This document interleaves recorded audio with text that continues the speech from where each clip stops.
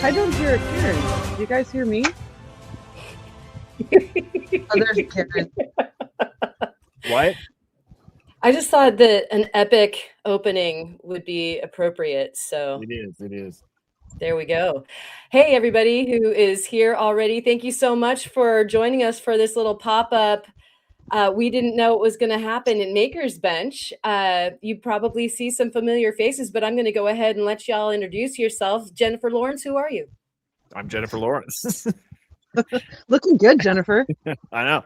So good. Or awful, depending on who you ask. So Jennifer-y today. And Ma, who are you? I'm Ma. Hi. Hello. I like how you asked us to introduce ourselves and we just repeated the names on the thing. Like, no introduction, actual introduction. Right. For our viewers who are driving and shouldn't look away from the road, we just wanted to clarify that we are who we are. Yes. I love your ring, Ma. Wow. Yeah. Wow. Oh, Right? hey, that's not what I want to see. There we go. That's what we want Wow. to see. Wow. That. Who made Yeah, it that? is. So, Wow. not thinking that I was joining, I finished the thing that I showed you guys earlier. So it's course you done. Hey, everybody. Well, this has been a really good time. We'll see you later. Yeah. I And didn't think I was going to be able to join, so I was like, oh, I'll just finish it. And then I learned that I actually was, and I was like, I should have waited to finish that. It lasts about as Oops. long as my live stream last night. Let me do that. There we go. Wait. Ooh. Wait. Let's see if I can get this to work. Mhm. Are you going to behave? Oh, yeah. It is so freaking irisy. It's so not showing very well on this. Let me see if I can. Oh, just a touch of iris going. Whoa, It's so strong, but I don't know that it's going to behave on the live cameras. It tends the to iris is strong gobble in up. this one. Yes. Yeah. May the iris be with you. Dad's Rock is here. Kirk Hauer, cheers to you, buddy. Hoyer, rather. Sorry. Whoa, I got it wrong. Better drink some more tsunami. And Lonnie is here. Blind Squirrel Rocks is here. Did I already say that? Addie is here. So good to see you guys. And I know that Don was up in here, and so too was Reptile Z. Sage Rat also dropping in. What we've got going on here is a little Maker's Bunch pop-up. And we may or may not get joined by some others, but you know, we've got some making going on here. So why don't you tell us a little bit more about your project there, Jennifer? Butterfly. Some more butterfly. So I've been doing these with stuff, rocks mostly, and I love them. They're just lovely, and I love them so much. This was actually supposed to be paired with another one to be a butterfly, and I decided that I didn't like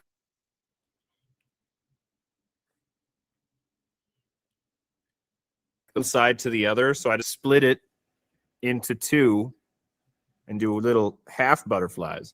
Today, I have, which I definitely am not going to be able to finish before the end of this, I actually have two that are like perfectly symmetrical. So I've got upper wings and I've got, sorry, one sec. Fingers, lower wings, and we're going to make a butterfly of iris. And this iris is loud and insane. Woo. Yeah. Hey, Ted, it's so good to see you. Hope that you're doing well. And he says, holy lepidoptera. Yeah, I'll say that. Da-da-da-da. Yeah. Yeah. So that's what we've got going on over there in the world of Theoptera. And I think I got everything trimmed out that I need, but we'll find out, I guess. we're going to find out in real time right here on the Maker's Bunch, y'all. And so what have we got going on over here in Melandia? I'm seeing if you there. Lighting is tricky. I've Is. got a doublet of quartz with a little pattern I threw in there with some gold mica. Yeah, Ooh. it's got a weird. Man, my lighting is bad. Sorry, but yeah. Oh, yeah. So that looks a lot like your contest gab. Yeah, it's the same shape, but much thicker, as you can see. This one didn't get ground down to nothing before I figured out what I Right. was. I like it. Yeah. Oh, we got the cooking going on. It's always fun to see cook. I'm And just then annealing. okay, never mind. Back to mom. It's less exciting. Is I it wanted go ahead. terribly loud? Is it terrible? Oh, that's It's awful. pretty loud, Oh yeah. my gosh, that is so bad. No, it's not. I don't because Theo will just say whatever I don't want to hear. Yeah, pretty much. You shouldn't ask me questions. So hey Spot, Okay. good to see you. And I am wondering about the mica. Can you let everybody in on how that mica got in there? Oh yeah. I'll shut this loudness down. I've picked the pattern, and then I put on a mask, and then I airbrushed in. Actually, well, first I let me see if I got something white I can put behind there so that that isn't any better. Yeah, I almost think that what you were getting there before with the purple behind it, that actually we can see. Let me get it white again. Yum. There we go. There we So go. it's sandblasted into the top before I join it. Obviously, it's sandblasted in, and then I airbrush on the mica ink, and then peel the mask off, and then put the two pieces together, and make a cab. My gosh, that is so fancy. I love the elegance. I love the pattern. This is so Art Nouveau. That is so freaking cool. Yeah, that's my favorite design time. Indeed. And Ted is Era, saying that's what have you? amazing. Amazing. And so we're gonna be watching Mutt working on this cab, and you know that we are settling in because you're on that particular disc. I'm on that 220. Yeah. And there's some scratches to get out of the back of this. So yeah, we're gonna be here a while. Indeed. We were planning originally to go a little later, so I thought we'd be further along and it'd be shinier by now. But we got. But going we a little play early, by Theo's rules. apparently. Yeah, that's actually why it took me guys so long to get y'all up here on the live, and I'm talking to the chat because I know a lot of you were here promptly at 2:00 going like, where is our food? And so I just wanted to let you know that we kind of slid it up quick because we're playing by Theo's rules today. And yeah. He said now. J-Law is a bit of a prima donna.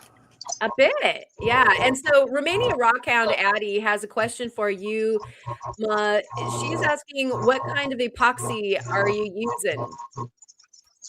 It's a secret sauce that I took a year to find, but I'll say that epoxy 330 works beautifully for this type of thing. Theo, when he does doublets, uses CA glue and has fantastic luck with that. So yeah, there's lots of different things you can go with.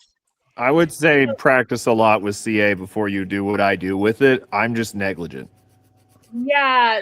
So, welcome in, Resort Dog. And I think that this is actually a source of great intensity among folks who want to adhere one thing to another thing, because there are upsides and downsides to 330, and that's my personal favorite. And then there's upsides and downsides to a lot of the other things. Do you guys have any tips as to what might help Addie? She's saying that hers doesn't stick. I would start off by saying, if you will use alcohol on everything and make sure that there's a very slight tooth, that helps me a lot. And Ma, why don't you go ahead and take it from there? Oh, that's exactly what I was going to say. Make sure that it's extremely clean. I use acetone. I know it's overkill, but that's just what I use. And then, yeah, you want to get it so that you're not going to be wanting to polish it to a high polish before you connect them. You're going to want it, like I will with something like this, and because it's quartz, I just go to 180, and that's enough. The resins will fill in the scratches and stuff in quartz really well if you're even doing it at 180. But you can't get away with that. Like I've done the same thing using quartz and putting it on Montana agate, and the Montana agate, for some reason, sometimes, and it's not all the times, the resin won't soak all the way into the scratches. So that I'll take to 600, or I'll airbrush it, or not airbrush it, I'll sandblast it before I put them together, just to get out any like big gouges, you know. I'll add to that Spencer opal. I've got some good ones right here. One sec. Let me get a better show-worthy piece. Yeah, I guess this one works. Spencer opal is the same way Montana agate is. You do not want to go anything under 600 for your show face. So like in between the quartz and the actual opal, I always go to 600, because if you go any less than that, you will not hide your scratches. But for other material, you don't have to go that high. But Spencers are a little finicky. Speaking of old scratches, we've got one right here. That was a perfect segue. Thank you so much, Theo. Oh my gosh, it's refusing to let me leave him up on the stage. Here we are. How you doing, old scratch? Oh, not doing too bad. A little cold. Why are you so cold, man? Not as cold as my brother-in-law. Because, well, I don't know where it is out there. The Lake Superior, you know, it's a big body of water, and it takes a really long time for the sun to warm it up. And then it's also overcast and probably 20-mile-an-hour winds. And how cold did you say that the water was? I don't know. My feet were telling me it was about 40 degrees. Yeah. It may not be quite that cold, but pretty close. That is some chilly. And so are you finding stuff over there? Any LSAs yet? Not really. And I don't know where, if you want to, at least on this beach here, you can see the little itty bitty things. Oh yeah. That's about all I've been finding here. So I may or may not have found one a little bit bigger, but I won't know until I get the microscope on them. Are you guys going to be hitting some different beaches, or are you pretty much settled? Yeah, this is our second one here today, so we'll figure out where we're going after this. Probably dinner, and I don't know if we'll hit any more tonight or just wait till tomorrow. I sure don't blame you for setting your tuckus right where you are. That is a stunning view, even though it's a tiny bit pixelated for us. Yeah, it is a little bit, and I'm sitting here because I'm out of most of the wind. I probably won't stay with you here long, but wanted to hop in and say hi. Yeah, thank you so much for, like, this is exciting. We're getting like the man on the street update on the LSA news. Yeah, or the not LSA news. Right. Mostly scratches. LSA wrong? Is that what we call it if we were searching for meteorites? Right. All right. Well, thank you for popping in. If you've got some more stuff to add, or if you end up finding something, we'll hold you on here until you log out. So we'll keep you in the rotation if you find something. Okay, sounds good. I'll probably walk out, but I'll probably mute myself so you don't have to deal with the wind. Okay. Cheers. Thanks. See ya. Yep. All right, and what we have here is some Butamus filing action. What you doing, Theo? Whoop. I'm making my bezels. I just finished this one. Are you going to focus? Oh, I'm in reverse. That's messing with my brain. Right. Making bezels. First, I have to do that, and then I can start adding them to a back plate, so I can cut out back plate, which I'm definitely going to have to go roll out some more of. But for now, And when you say bezel. roll, do you mean that you're going to like barrel roll over the top of your silver with your body, or That is exactly what I mean. I thought so. Like put it on a hill and like in your Yeah. pocket and just roll all the way down and Just make it therefore happen, you know? smash it into the perfect. Do you like kind of a 20 or 22 gauge, or do you go all the way to, let's say, like 24 for that back? My backing? Your back.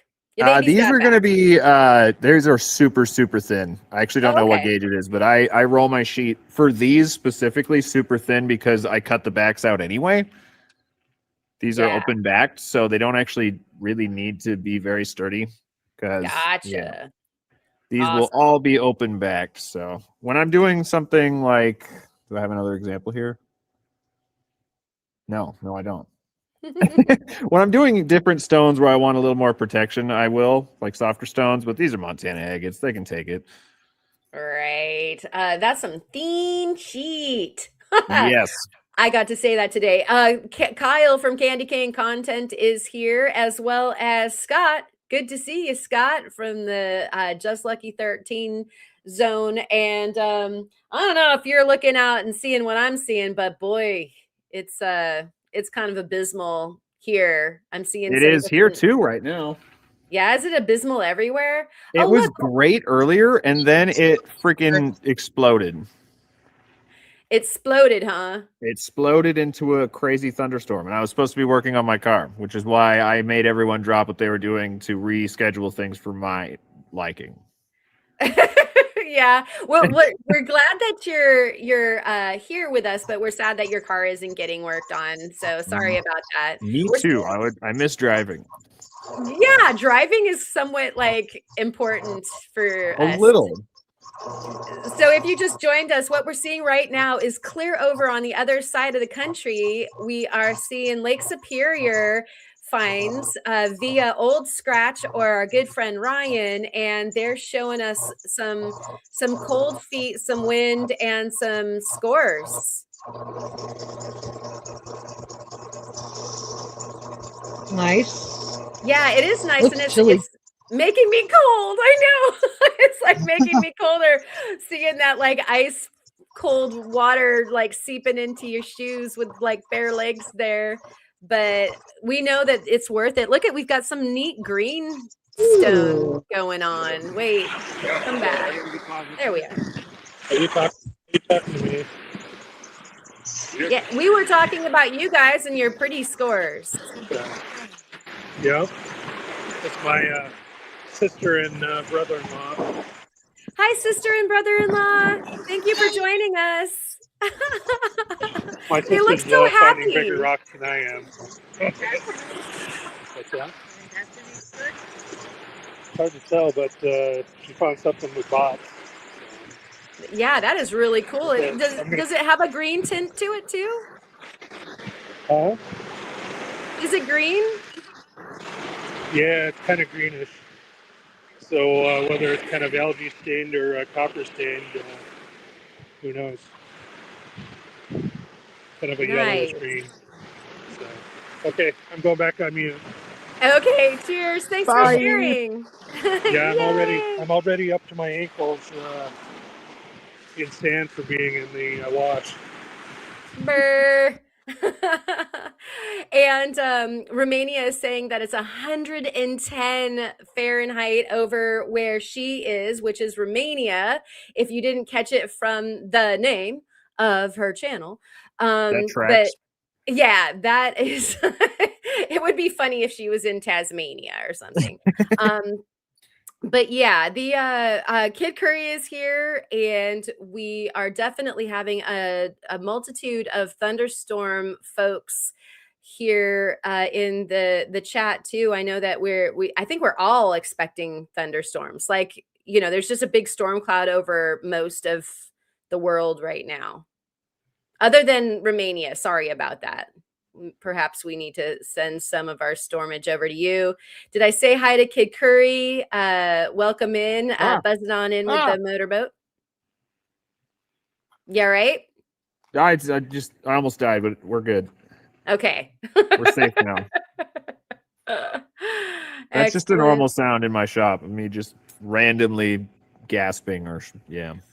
Yeah, that's like gem Tourette's. I totally get it. It's what usually happens when I shoot the faceted stone I was just working on across the, and I hear it ping. Oh my gosh. But then it's gone. Yeah. This freaking cab, I have redone this cab probably 3 times because I keep dropping it, trying to get it to behave on camera. Oh, everything is all reversed for me. It's such a good piece of lab.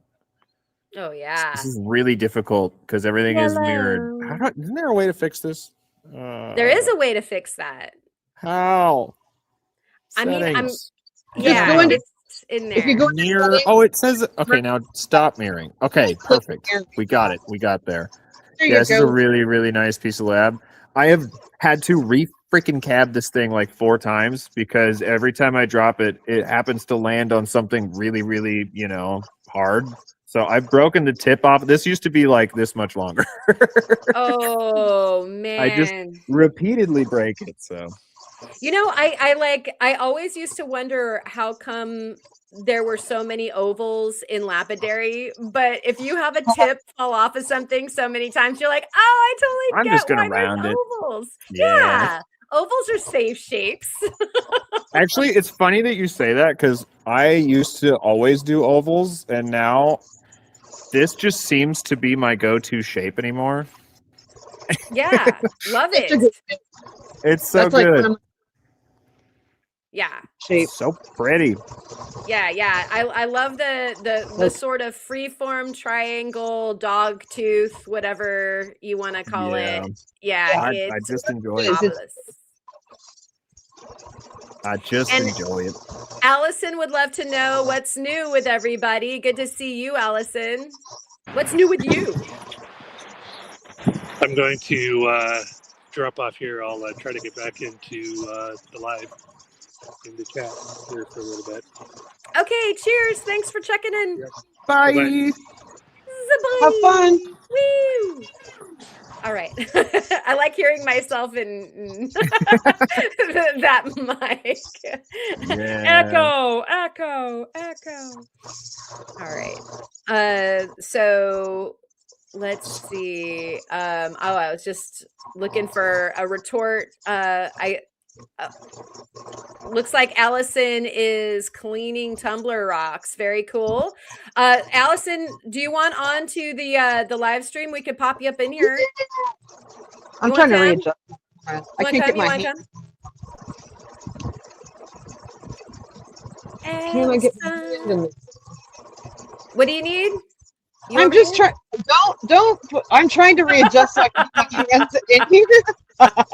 Let's look in on your chaos, shall we? Yeah, let's focus on me struggling. Let's watch me on the struggle bus. I meant to say when we started, no one judge me for how disastrous my bench is right now. I'm reorganizing everything, and I had to stop to do work, and it's just a mess. It's a disaster. It's okay. I'm loving looking at your. In my view. It's like a crescendo. There's so much random. Like all of these Montana Agate cabs are actually Iris. So I have like literally 3 dozen Iris cabs just sitting right around me right now. There's the Turritopal, Labradorite. This is a Turritopal 2. Fidget ring. I've got a Malawi right here. Limb cast that I polished. My bench is kind of a hodgepodge at all times, but it's really bad right now. Well, I've got this too. This band of Cuddlebone. I agree, and Allison says that she's in her pajamas, and so me too. Yeah, I mean, I've got PJ pants on. If you don't want to show off your jammies, then we'll skip it. But just depending on your comfort level, I can send you a link, darling. And yeah, Jennifer is known for her chaos, and so it's just all very fitting. It's pretty on brand. Yeah, I've got like Yeah. freaking opals that I need to get to, and opals that I have gotten to. I don't know. It's a disaster right now. Oh, can you see this off, or is it just right off frame? No, it's right off frame. Right off frame.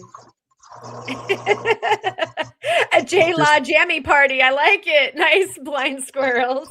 I love this thing so much. Oh yeah, yeah. I don't think how big that was. Yeah, it's not small. Either. It is a large doublet. And and for it to look big in your hand, that's big. Yeah, it's saying something if it looks big in my hand. Where did I put this? Oh, wait, where did I put it? What you looking for? This is right there. It's right there. Oh, there it is. Right there. Yeah. Come on. Like it was just in my hand. What did I do? All right. Crisis averted.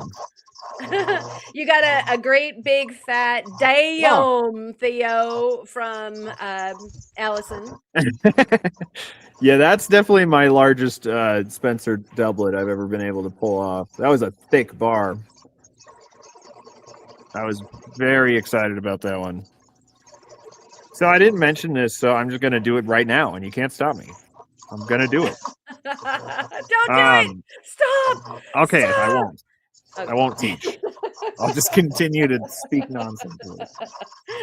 When I'm making these, what I use is, you're probably watching me use this, I use hard solder for my bezel lines, like the actual bezel itself. And then when I connect that to a back plate, I use medium solder. And then when I attach loops or any other details, or in this instance, solder the cups together, I use soft solder. Nice. Thank you for clarifying that. Those who don't do metalsmithing that would like to, I'm sure, would find that information quite. Yeah. So really the difference is the level of hardness, thus the name. So what it does, that's all the explanation you need. I'm going to leave it there. No, so they have different melting points. So for something like this, which is you don't want this to be unsoldering itself, I always start really hard with hard solder. It also polishes a lot higher and doesn't tarnish as easily, so it will hold that polish, which is good because it's a very visible point. And because it has a higher melting point, you are less likely to unsolder your joint as you start connecting other pieces.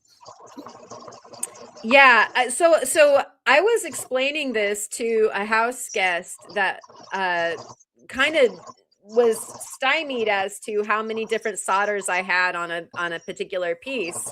Yeah. And I had to explain that, like, yeah, I don't do all of this at the same time. That would be like physically impossible. So yeah, no, that's just asking for problems. Right. Each one is a stage. And as I'm building it, I have to bring down the firing temperature so I don't undo the solders that I already have done. Right. And like I watched his brain melt at low solder temperature. He was like, oh, yeah, snap. That takes a lot of planning. Yeah, you really do. Well, it's just like howdy. painting. With painting, you have it's way easier. You know, I mean, you don't have to, but your life is going to be way easier if you work from the background forward. Right. So you put down your background, then you put like your sky, then you put down your mountains, then you start adding trees in the forest in the background, then you can start adding a lake, and then you can start putting stuff in your foreground. Silversmithing is very similar in the ways where you have to like plan hard, high temperature and start working backward toward low, soft temperature. Yeah, oil painting always felt to me like you have to backwards engineer your piece, and yeah, that's very much the metalsmithing way as well. Patricia's Creations popped in and was like, "What? Jennifer Lawrence is in the house? I thought we were at the movies for a minute." Yeah, J-Law, J-Law in the house. And Kyle is appreciating your methoding and letting us in on that for sure. It's always a cool learning experience. Of course. Of course. Now if I can get this to behave.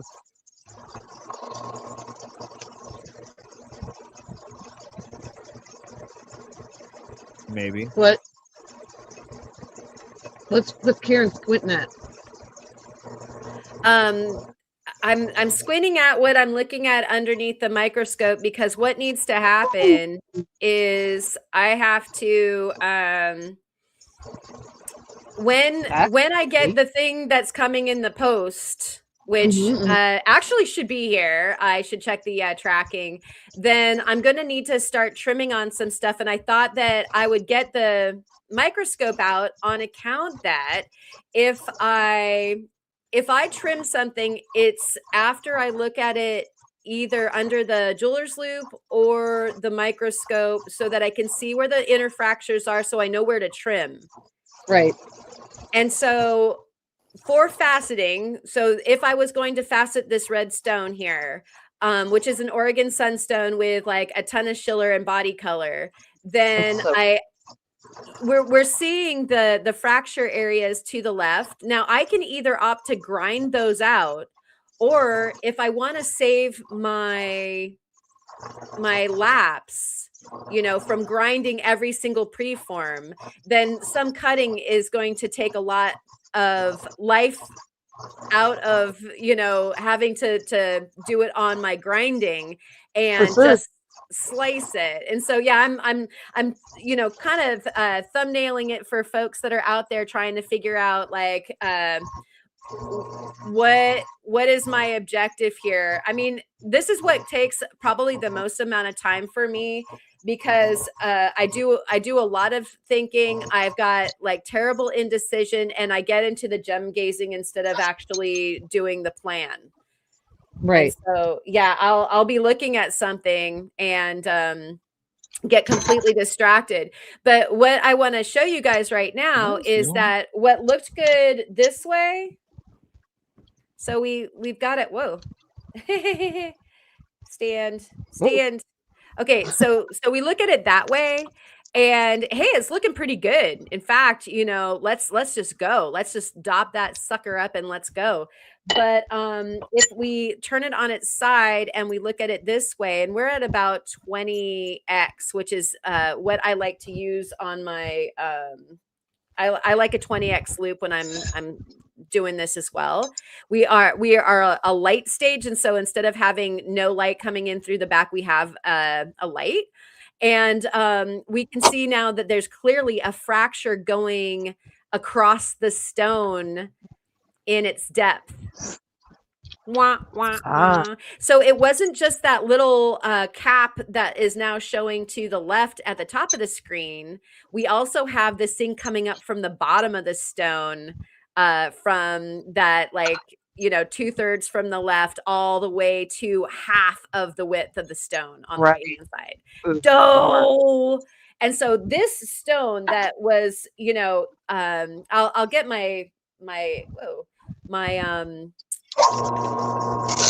I'll get my scale out here in a second so that you guys can know how much we're looking at.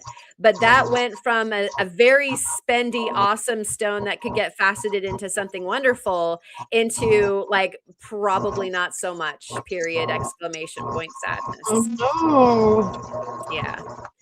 And so, Ryan's in the chat. Good to see you, Ryan. And let's see. Let's hand you back over. Are you doing something, Ma? Do you want to have something to show us, or are you just changing? I'm just switching over to my Nova to do the back. Oh, okay. So let's. Like, why am I doing this thing that takes forever? Let me put on the thing that makes it not take forever. Oh yeah. So we've got Theo here working on the base plate now. Tell us what you're up to. I am scribing on my cut lines. I don't think I'm having enough room for all 4 of them, so I'll probably have to melt this back down and roll out a little more sheet on my mill. But I kind of saw that coming. So Yeah, so go ahead. I'm just going on with this, which is my favorite tool. I love it so much. Tungsten carbide tipped needle point, and I use this after I make my bezel to go around and 1 second scribe on where I need to cut. So then I have this nice little shiny outline that I can follow with the jeweler saw. Oh, very nice. It is very nice. It's so good. So Yeah, I'm gonna have to redo this. awesome. I Sorry about definitely do not have enough room to do a 4th on there. that's a bummer, but I gotta share this. Share it. Look what Theo made me buy. Yeah. Right. They're the best. I swear, I think it comes in like a 3-pack with some extra tips. Yeah, mine And- came with just 1, but it came with like 6 tips, so I was very happy about that. Yeah, so I'm so happy that it came in a multi-box, and if you all really want me to, I can probably put the link in the description of the video or something like that, because this little guy Oh is my so god. rad. It's so rad. The amount of fish I have prepped with this little thing is ridiculous. I love how just off screen you've got a fish that you can start making. You seriously name it? Name something, and I probably have it within arm's length off screen. I'm not even joking. Okay, challenge has been thrown to Challenge. the chat. I'll time out on this. A challenge issued. Name anything. Do it. Oh my gosh, I love it. And Weird stuff. Spot is saying tungsten carbon needle point like my claws, lol. I'm serious. I have one of those scribes in my hand just darn near all the time nowadays. I find so many uses for them. I love it so much. I got it for prepping fish, and I use it so much for jewelry. Like when I've got my bezel, and I'm going around my stone. I just rough example around nothing. When I've got go around my stone, I do that. Right. And it leaves a little shiny spot, so you know exactly where to clip. Yeah. And so I thought that I was just going to be fine having these, which are dividers. Yeah. And you can mark with these guys too. And this is really important for if you're doing settings like the paves and stuff like that. But I'm telling you, that other instrument, even with a tool like this, ends up getting used more. I'm like so impressed with that. I seriously adore this thing. It's Challenge so handy. issued. I'm waiting. Oh yeah, got any trilobites over there? Yes. Ted is asking you if you have a pineapple tenor ukulele. I don't know if I've seen a pineapple tenor ukulele. I know that they make them in sopranos and sometimes concerts, but I would love a pineapple tenor ukulele. Are you even kidding me? Where is it? I have one right up here. Do you really? I have it. Yeah, I've got a trilo up here somewhere. I just got. Oh, the trilobite. I thought you were taking up the pineapple tenor ukulele challenge. I don't. And Spot would like to know if you've got a box, a box, because Spot likes boxes. Oh, On the screen.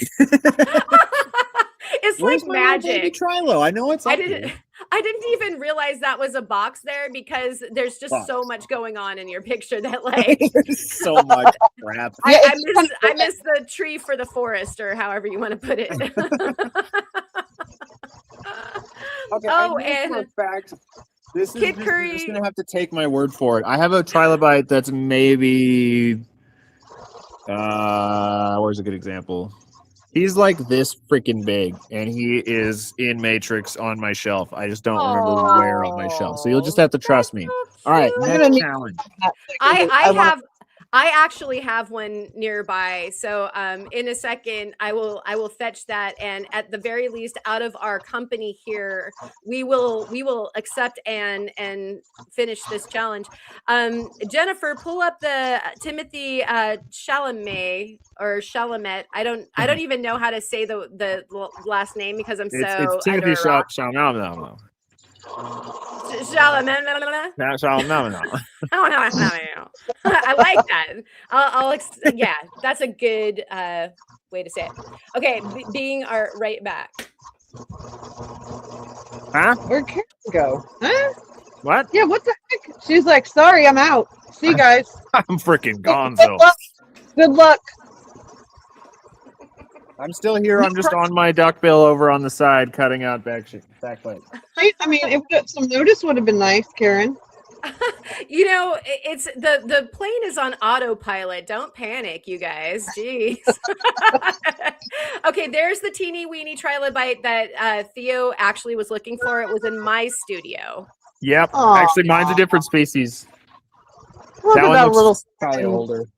This What? one Jeez, that's is actually from bothering me. Kyle, actually. Kyle gave me this and another trilobite. And like, I don't know that Kyle really was given the full amplitude of my appreciation.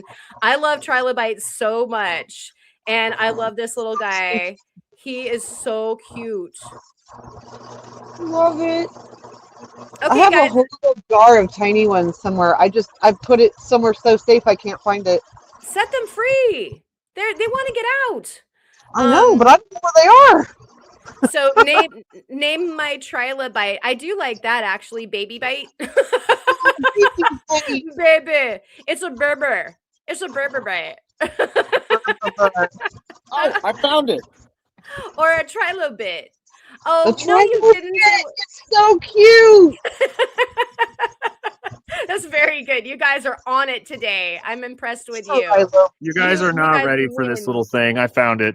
But you're stealing my thunder, Theo. It Right? is the smallest trilobite. Do you see it? Do you see it? Find the trilobite in the picture. Waldo. Not unless I Waldo. zoom. Bueller. Oh, look at that. He's poised on the edge. He Oh, is Oh, tiny. Here it is next is to my tiny. pinky nail. Yeah, but your cute. pinky nail is like my thumb. Do I have a dime or a quarter nearby? No, because they're all gone because Kyle claims them every time. I know where one is. One sec. Yeah, well, that's actually a chain claim because they keep on getting claimed out from under Kyle, and so he has to claim them from you so that he has some that get claimed, and you know the vicious. So really, cycle. we're just trading quarters because I claim all his and he claims mine. Yeah, if we only had $1, we could like just keep each other going, Right. in business because we just keep on trading it. I found a quarter. I'm going to demonstrate how small this thing is. Aww. me. This is the first trilobite I ever found, and you better believe I freaked out when I found it. I was so excited. Where'd you find it? Missouri. Very nice. Yeah. Very, I actually have more, but I like a lot more that from a video that has not come out yet because my air abrasion died. Oh, you need to. So that video is on pause until I actually have air abrasion. I didn't know that trilobites had paws, but like, okay. Yeah. These ones do. Let's see what you did. Hey, oh. Well played. I don't know. So let's Heck, doesn't scratches anymore. yay. Let's see.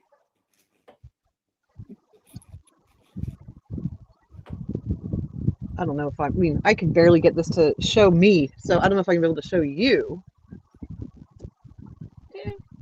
It's looking Yeah, good, and we have a few new people in here, so they didn't know what you were working There's on. babies? There's What? babies. What? You said new people. Babies, yeah.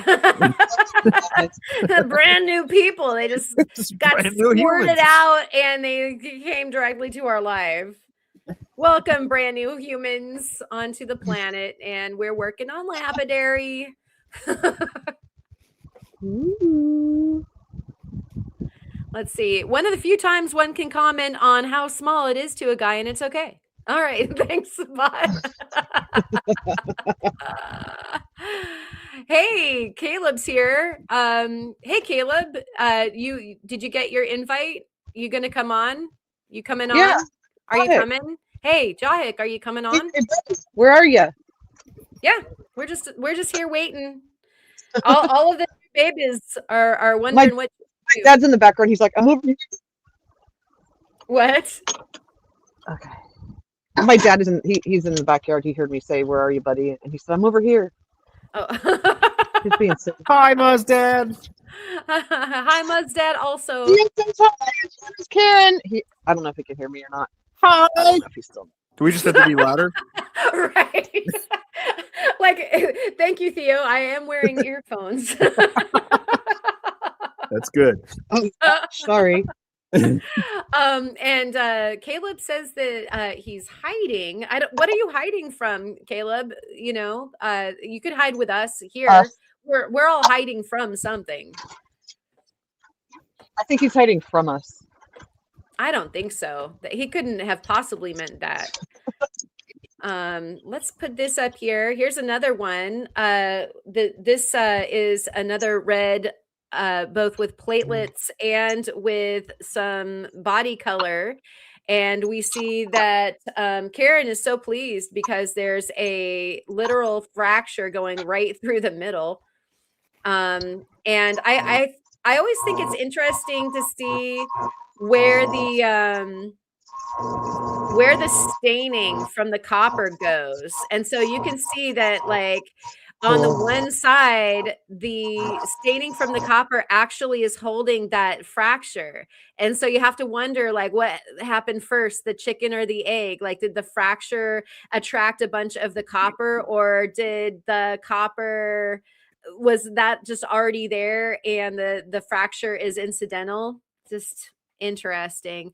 Kid Curry, what's that? I said it's super interesting. It's like like on a Montana agate, when the dendrites will get into a crack, you know, it's like the same kind of, and you're like, is it strong? Or do you just know that that's something to avoid? I just can't. I can't use the fracture at all in faceting. Like, it's got to go. And so what? I'm sorry. Could you cab it and have it hold up okay, or would you just worry about it? I would worry about it. It wouldn't be a cab that I would feel comfortable selling, just in case, you know, it got bonked and sheared really easy. Yeah, fair enough. I don't know how strong something like that can be, or if it's just not at all. Yeah. Yeah, it's kind of, for me, it's a kind of a not at all. I think I can improve this picture actually in a moment. Jennifer Lawrence is still making him nervous, so I'll take that down. I'm cutting. You can kick me out. I'm busy. Don't Oh no, show me. well, I'll show you if I want, but it's little right now. Don't worry. And let's see, we've got, I think that the copper went into the cleavage plane. Isn't that interesting? Like, the zonal habits of the feldspars totally trip me out. Now you can see how square this little guy is, and so you're seeing the cleavage planes quite well. So there, you know, there are no straight lines in nature, guys, except for the ones that are. Yeah, except for like all the ones you find in feldspars.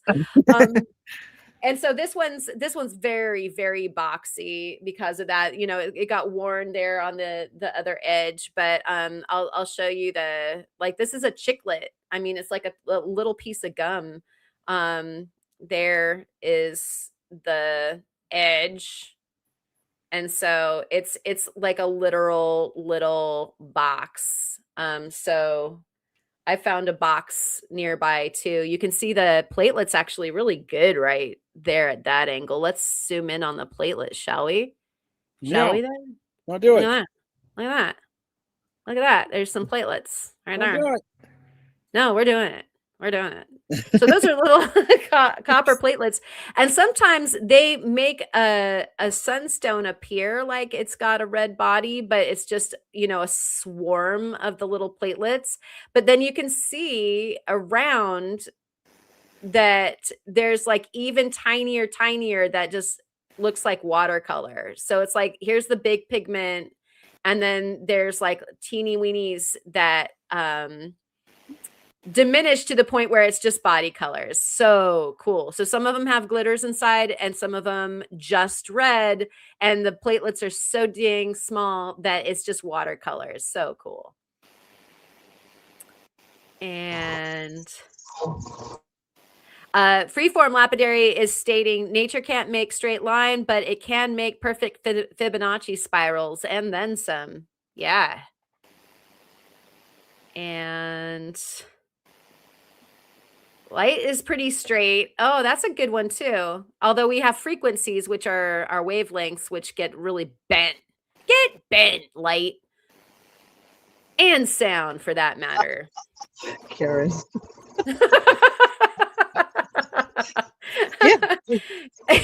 Yeah, and this is, like there's nothing in my Steinkern but coffee right now, guys. You don't need it. You're entertaining as heck. Yeah, I at least to myself, and after all, like if you're not going to entertain you, then who in the world is? And so,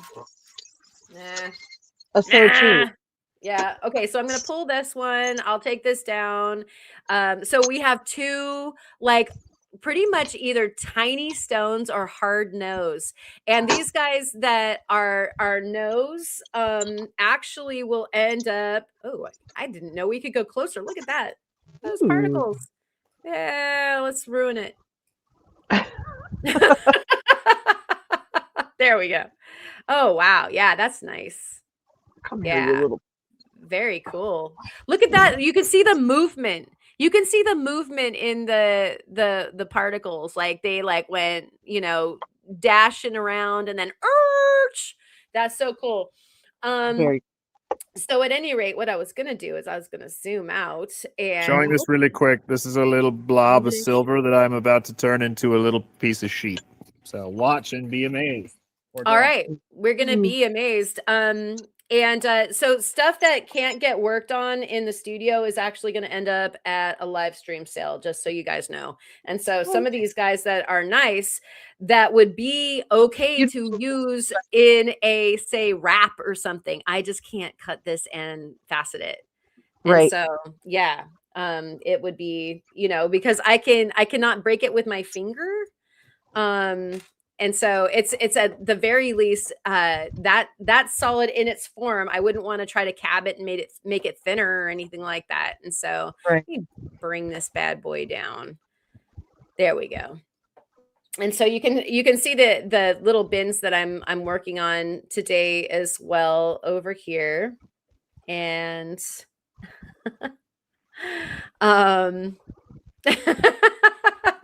yeah, get bent, get cabbed. Oh no! Dropped it. Uh-oh. I hear struggle busing happening in the world of Jennifer. And yes, a new ozone emoji, get bent with the waves. I like it. That's gonna happen. Kid Curry, you get a medal today. I mean, it's not gonna quite look like the multi-star. Everyone calm down. I found it.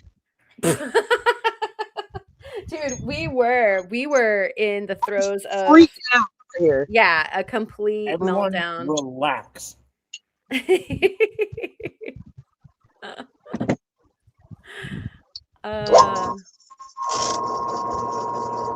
Time to get scratches out of the sides now. Oh, Dawn, this is a great t-shirt idea too. Do you have the grit to get your mirror finish? I like that because, most people would just be like, what are you even talking about? But if you'd be like so stoked to see somebody else wearing that. You're like, my people. Yes. You is my people. Oh no. Sha. We're having like contact panic. Don't panic. I found it. Get out of my I'm using your material, Theo. Stop freaking out. Okay, here comes another one on the scope. Let's have a look at this. So we got some green and we have some watermelon going on. So green and red. And it's not ugly, but it does have a great big fracture there. And boy, you know, in some of these cases, like, Could you hear her? Because I could still hear you guys during the call, and that was a trip. oh no, What? we didn't hear you. No. Were we meant to? That Can was you get her no. back on the phone so that we can be part of it? I could hear you talking the whole time I was on the phone with Alexis, and I was like, wait, can they hear her? She's gone now. Funny. It's like one of those things where that's why you have two ears to sort and separate the material. So at any rate, like this is one of those stones where you would almost go like it's gorgeous with the fracture. Yeah. Maybe this one is meant to not get parsed into like a facetable usability, and it's meant to be either a specimen piece or for a necklace, you know, a wrap, which would, you know, I wouldn't cap something that is fractured because the setting itself wouldn't protect it. But if you wrap it, the setting protects it. It holds it together literally, right? You know, like, yeah. And so a cabochon with a dome anyway would still have that dome that would be vulnerable. Right. You feel like, the more material you take away from it, the more of a chance that's going to happen. Yeah. Makes sense. Yeah, look at the habit of what's going on with the like almost strandy the strandy green. That's so trippy. Like usually you see platelets, but that almost looks like strands. It's pretty cool. Yeah. See, this is why I don't get any work done. I'm so glad that you guys are here working so that I feel like, you know, it's like a facsimile of working. Yeah, it's like work is getting done. It's getting work done adjacent. Yeah, adjacent work. Work adjacent.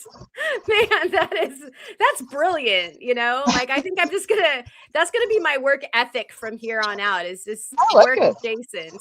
Yeah.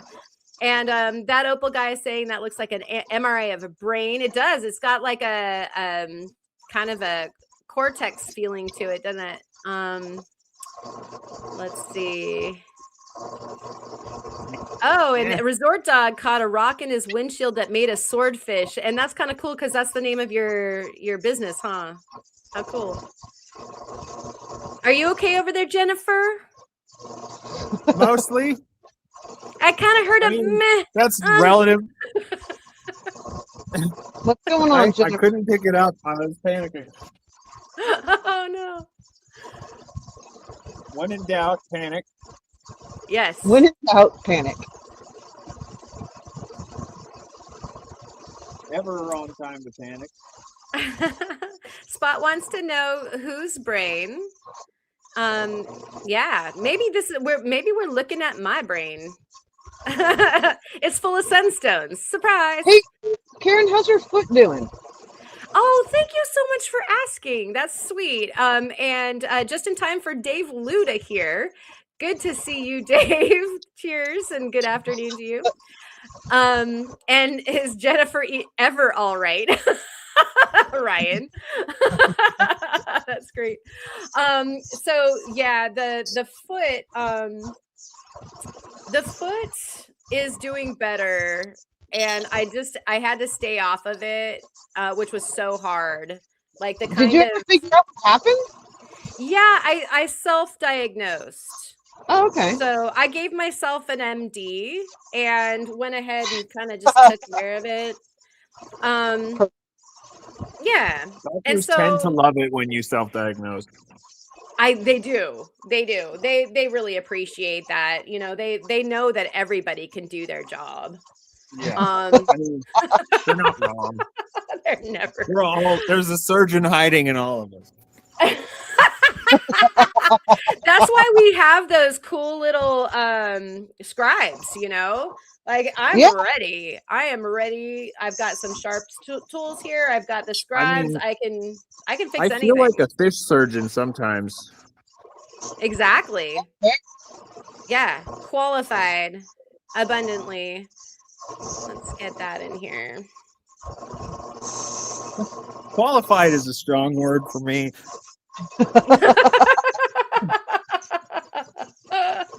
I just Yeah. do. I don't know that I'm qualified for anything that I do. Well, you know, if we knew we were qualified at anything, you know, maybe we wouldn't do the things that we do. You That is know, fair. That was Yeah. profound.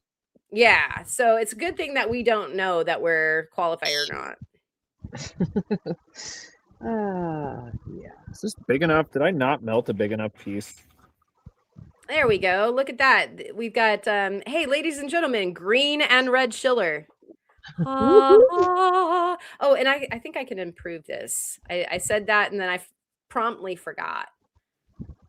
So let's do this. More is always better, right? More the better. Yeah, that doesn't want to Except for things like lice.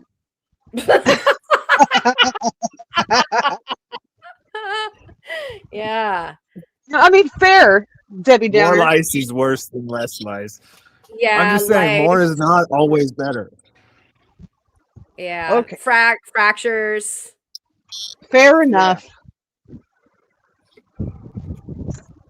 I'm just trying to move it so that we can see, like, wow, like it is really hard to focus in on. And the reason why, I guess, is that Schiller's down in there deep enough that it's just gonna be body tone.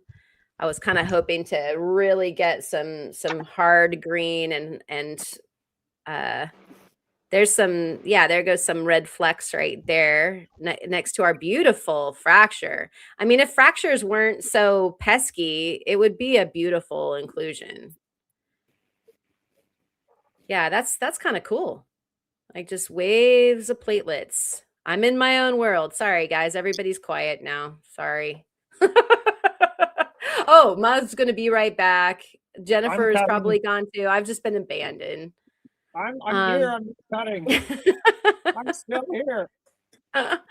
And Prairie Girl is feeling itchy because of the lice. Yeah, I know. We're all like scratching our heads. Yes, and Dave, that is Theo. I am. True. Can confirm. All right, back plates. All right, we're gonna have a look at back platage here. Remove and bring that, and let's go over here. Wait, nope, that just switches that. Let's do this. Boom. Boom. Back. Boom. Womp womp. Come back. There we go. Back plate. So now we glue the thing to the thing with heat and metal. The alchemy. We're Yes. bonding. We're doing bonds. The alchemy begins. Indeed. Not on this. That's cardboard. Yeah, that would be a poor fire What do I have in here anyway? break. A bunch of cabs. Oh, look at that. It's like those nesting dolls, you know? Oh, I have a little piece of seriously? How many pieces in here do I have bezeled already? 3? What the heck? Oh, that's a gift. That's a gift. That is a gift. Wow. So now what I'm going to do is I'm going to do the thing with liquid magic that makes the stuff happen. Come back every week for more tutorials with Shayla. And this is the fusement, like Yeah, this is our the fusey juice. for your fusement. My fusey juice that I use and make, which is pretty much liquid magic. Noise. Liquefied hopes and dreams. Liquefied hopes and dreams. I love it. Really, it's just water and borax. Right, but you know what? That is what borax is. Borax Liquid is hopes and dreams. People. alchemy in and of itself. I love borax so much. Me too. If Me you too. So if you don't know the love of borax yet, like I invite you to our Church of Borax. The Church of Borax. Yes. All right. So now I'm clipping up. There goes one. Gone forever. I'm clipping my medium. Where did the other one go? Have I clipped 3 and lost 2 already? Be better than me, people. There. I am clipping my medium solder. And I know, Karen, we had this conversation the other day, and I just lied to you about it because I was realizing so just hurt. how reckless I really am. Because you were talking What about is how that? risky. Well, you were talking about how risky sweat soldering is, and I had to just laugh because that's how I always do my vessels. Yeah, no, I wouldn't do that. Yeah, that is how I do every bezel I've ever made is a sweat solder. Good Lord. Yep. Yeah. Again, my brand is Reckless Abandon. Oh, well, that's not gonna work. Oh, that's why you're tilted. Like right after you say that, my brand is Reckless Abandon. Oh, nope, that's not gonna work. Oh no! Oh god! Perfect. So Yeah. Freeform Lapidary is asking how much longer are we going to go for, and I would say that 10 we're minutes. easily, perhaps for Theo, but the rest of the class is probably at least going to go up until 4 o'clock. I think. I don't think we have a ceiling because I don't think Jerry goes on until like 5:30 or something like that. Pack time. So, I don't know. Like, unless y'all decide to split, and then maybe we'll just. No, we're gonna keep on going. Even if you guys all leave, we'll just Watch keep on. and be amazed as I Okay. sweat solder this.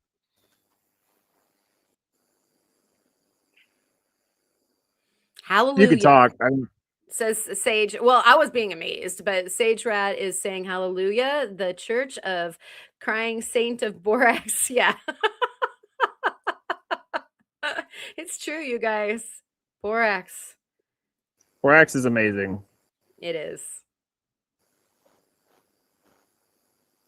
And oh, come on, you little bead, go. There we go. Sweat solder achieved.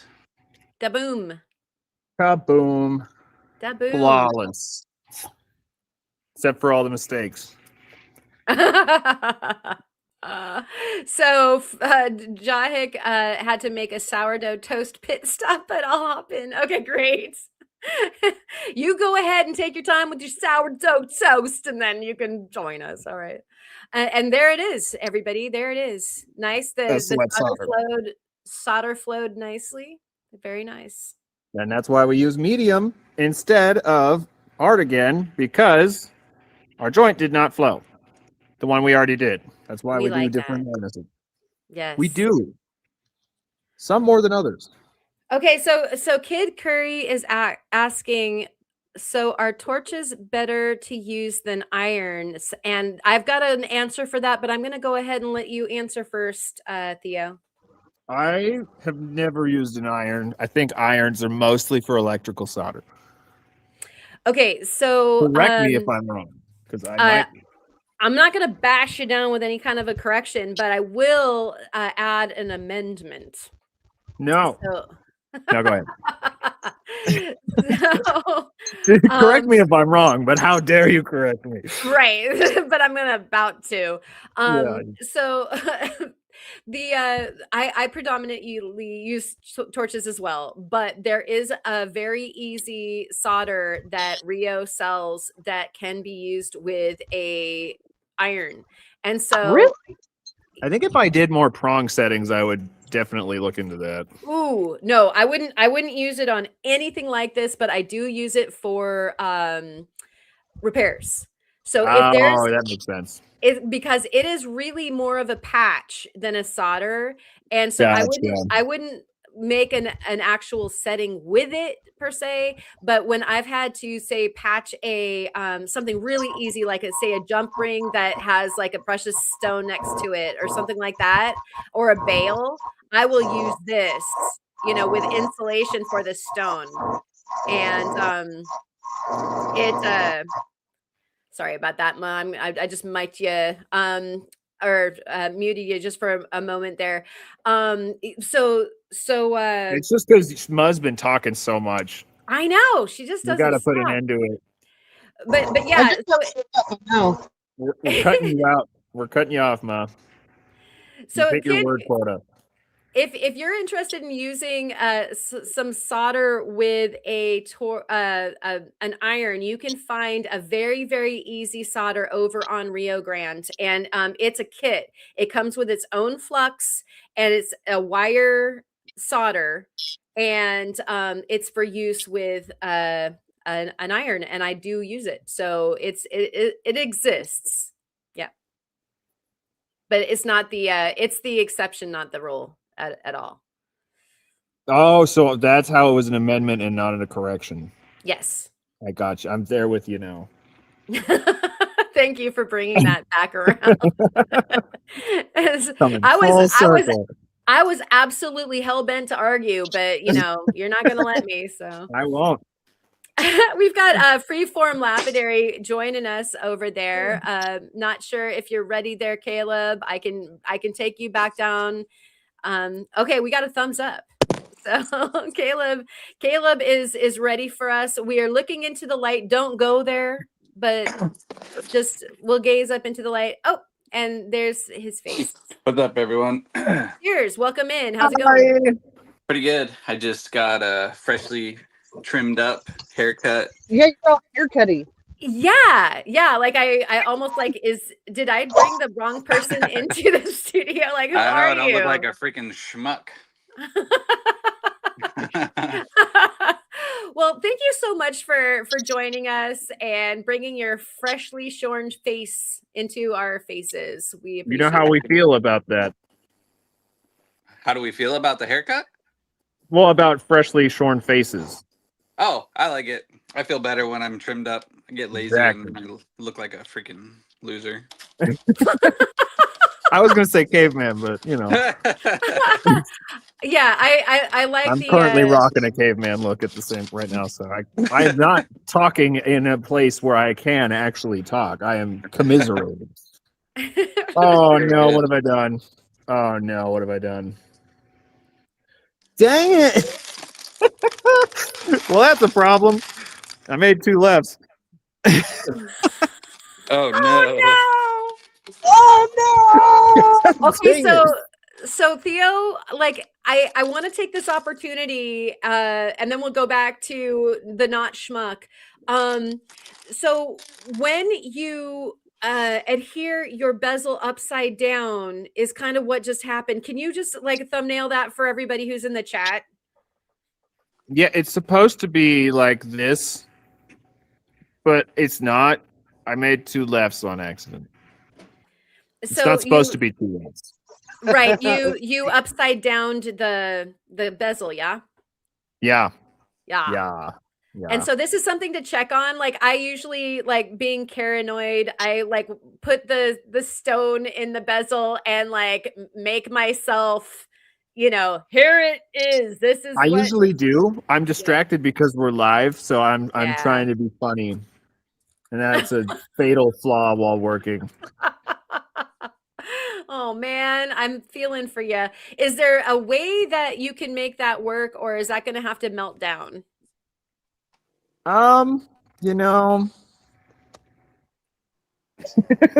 Full stops. You might I am actually. probably gonna have to. Go ahead. Sorry. I was gonna say you might heat it up and take the bezel off. Yeah, I probably could. I mean, I could save the back plate for sure. I just might melt the bezel down, and because I can easily pull the back or the bezel off of the back plate. It's more a question of Yeah. if I try to save the bezel or if I just roll new bezel, Yeah, yeah. So which all I is not probably lost. will. Oh One yeah, of the no, cool. it's a Go ahead. hiccup, it's more of a hiccup than a disaster. Right, just like a time suck that you're just like, oh, I just put myself back. But Yeah, yeah, one of the yeah, coolest that. things about having a mill is that, this might be tragic if you don't have a mill, because that might have been like the last of your plate, or, the last of your bezel, but it's a happy day that you can melt stuff down and just go ahead and mill it over again, and you're Oh back yeah, to the it'll take like races. no. Yeah, minutes. I mean, you guys saw in real time how long it took me to make 4 of those. So making one more, it's not going to take that long. It's more Yeah. annoying than anything It's because it's annoying. a very easily avoidable thing that I just waltzed right into Right. because I was busy talking about unshornness and cavemen. Yes, yes, we're sorry about that. So we're back to Caleb, and we are looking at a bin of something beautiful. Tell us what we're looking at. This is all Big Sur jade. Oh yeah. Tumbles that I've been working on. This is some stuff that I picked up at an estate sale a couple months ago. And when I got it, for those of you that don't know, jade can develop a bit of a patina to it, and so it can the outer layers won't look anything like really what it is. And so I decided to go ahead and do 2 different styles. One style I oiled. I scrubbed and cleaned them up and then just put them in a crock pot full of mineral oil and let them cook for a while.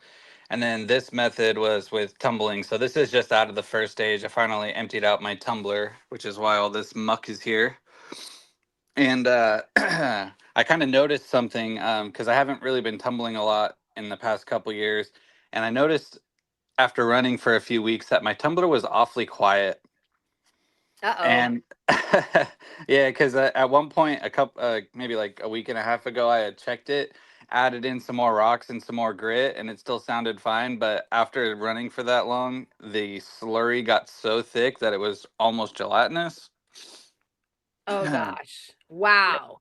And so, yeah, it was really quiet. So I was like, hey, it's time to pull it. And so I spent the morning washing this stuff out and getting it ready for the next steps. And yeah, Wow. so this is Oh, just a it's so bunch of that pretty. really pretty stuff, just really, really high quality pieces. Oh my gosh. Yeah, look at that. That is just glossy goodness. Now, uh, we were talking a little bit about carving. How many of these do you think would be really good to carve? Oh, you could probably carve a number of them depending on what you were trying to do. These were originally just beach tumbles, so um, they've got a lot of natural shapes, but I mean the quality and a lot of this stuff is really good, so you could just have a heyday. Yeah. Yeah, that looks really, really fun. How interesting. Some of these ended up so paper thin. That's crazy.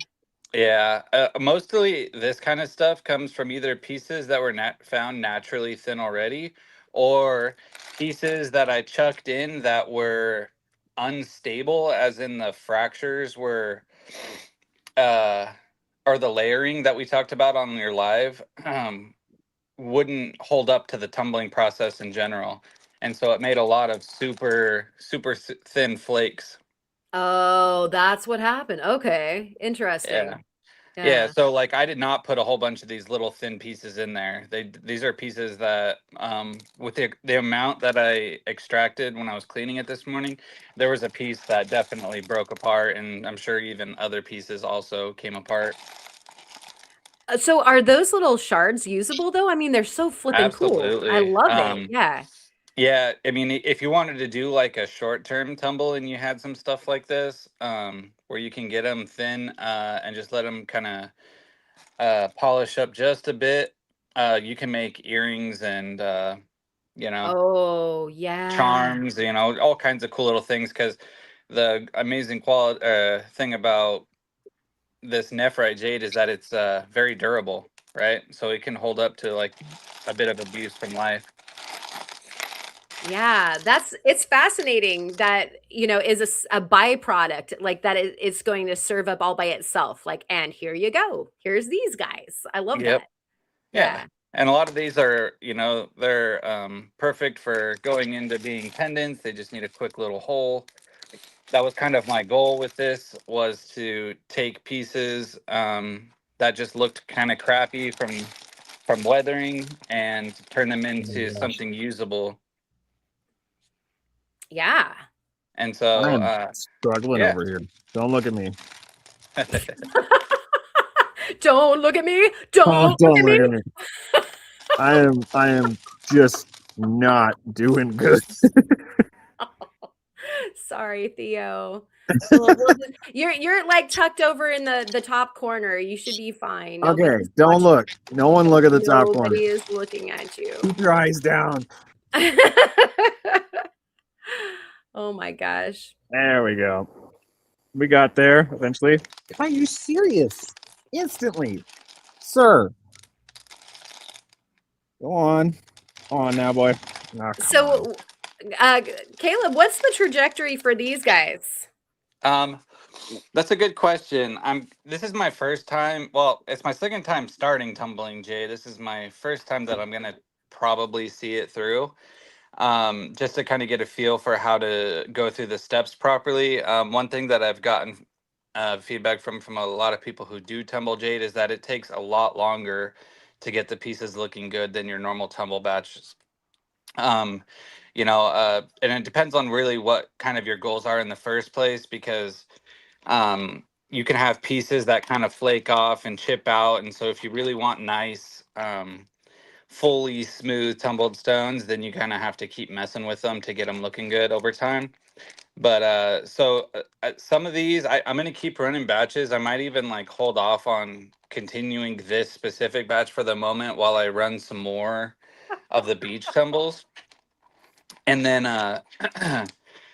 yeah, we'll see. I'll finish some, and then I might take them to certain grits and oil them and just kind of see what it's like, because the finish on these is actually pretty good. It's better than what you would expect from like you know, jaspers and agates after the first stage. Uh-huh. See if I can dry this one out real quick.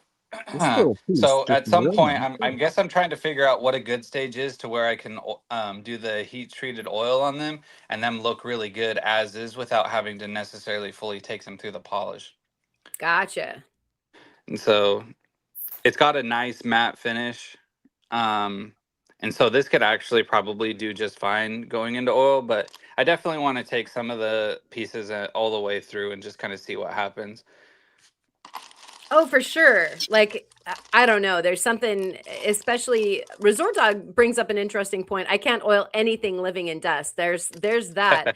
But also, it would be interesting to see how far they get, like just pure, that, Sure. oh, because they are so, look at that. Will you look at that? Stop everything. Look at that. That is so elegant. I love good jade. Yeah. There's something so darn delicious about that. Yeah, there's a lot of really nice stuff in here as far as quality goes. This is probably one of my favorite ones in this batch. So if you were to do anything with that, what would you envision? That's got such a cool apple thing when backlit. That's like a really nice tone. Oh yeah. I don't know. Part of me wants to kind of get into carving again and maybe mess with some of these pieces in that way. Could you please? Please? Yeah, I probably could. And the rest, maybe, I don't know. Who knows?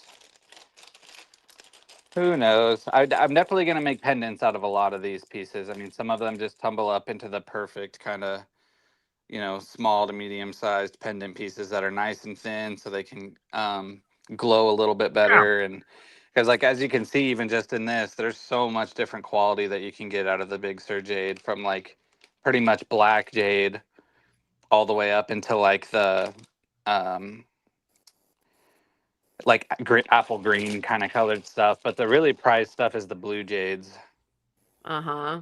And it's don't think blue like blue Guatemalan. It's a little bit different, but it is like a nice green blue kind of color. Yeah. Do you have one of your braided pieces nearby that you can show really quick? Because No, I you were don't. talking about drilling out, and then yeah, those pieces are so stunning. Is that how you're going to finish those ones out, or would you just drill them so that they were ready for somebody to do that with? No, anything that I drill out, I will most likely take in either braid, or I'm even considering, even though I don't know. I'll definitely braid some of them. It is very time consuming, and it looks fantastic, especially how I make them adjustable and everything like that. But I was looking at maybe other options for cordage and things like that that still look nice. Yeah, yeah. At the end of the day, some of this stuff takes a really long time. I love doing Viking weaves, but it puts me behind schedule. Yeah. It takes so long to do. Yeah. Yep. Yeah. I mean, yeah. The way I do it, it takes me quite a while. I mean, I get pretty quick at it once I get going, but even still, it's like if you even try to think about equating your time, then it really starts to look not worth it. Yeah, it just becomes an indulgence for special pieces, and you kind of have to have like a option two, like for the Right. stuff that isn't quite as precious. And thank you so much for joining us, Ryan. He's going to be going out of the reception range, and so I would like to thank you very much for coming on, Old Scratch. Thanks, And we'll see you Ryan. soon. Yay! Yay! And Sorry. yeah, That's no. really why I'm here, to just make We some expect noise, cheer some people on, the occasional gesticulate threat. while I burn myself on a live stream. Oh gosh, did you burn yourself? A Seriously? little, it's fine. Are Just you a all little. right? Oh Are you all yeah, right now? it was more of a just really hot, not like an actual like burn. Like no blisters, just pride. Aw. You burned your ego a touch. Yeah, but I do that every day, so it's really nothing new. Well, that's actually good training. It's like going to the gym, like it keeps the Yeah. muscle strong. Yeah, yeah. I freed the piece. If anyone was watching, if you weren't, I freed Oh. the piece. Wait, free the piece. Wait, hold on. Freed it. Nice. It is freed. Yes. So excellent. now Hold I'm on. going to use my brain and do it on this side this time. Well, now you even have like a helper. There's like the charred image of where you shouldn't put it. Yep. Man, I wish this would show up on camera. What are you Yeah. wishing you see better, Caleb? Now you have to do it again. Right? Well, sometimes the Big Sur Jade can be chatoyant and have good qualities like that. And so like this piece on this darker side actually rolls light kind of nicely. And so does this one. And I can see it to my eye, but I just cannot get it to show up on camera. So just know it's there. I like this second degree sadness. Like it's not a first degree sadness nor a third degree sadness, but we do have second degree sadness. Very nice. And Clark Washington is saying, I'm pretty sure there's an AI laugh in the background.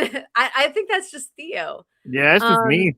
Yes. No, That's just me. That's my Are you husband. Theo is AI? Oh my I mostly. gosh.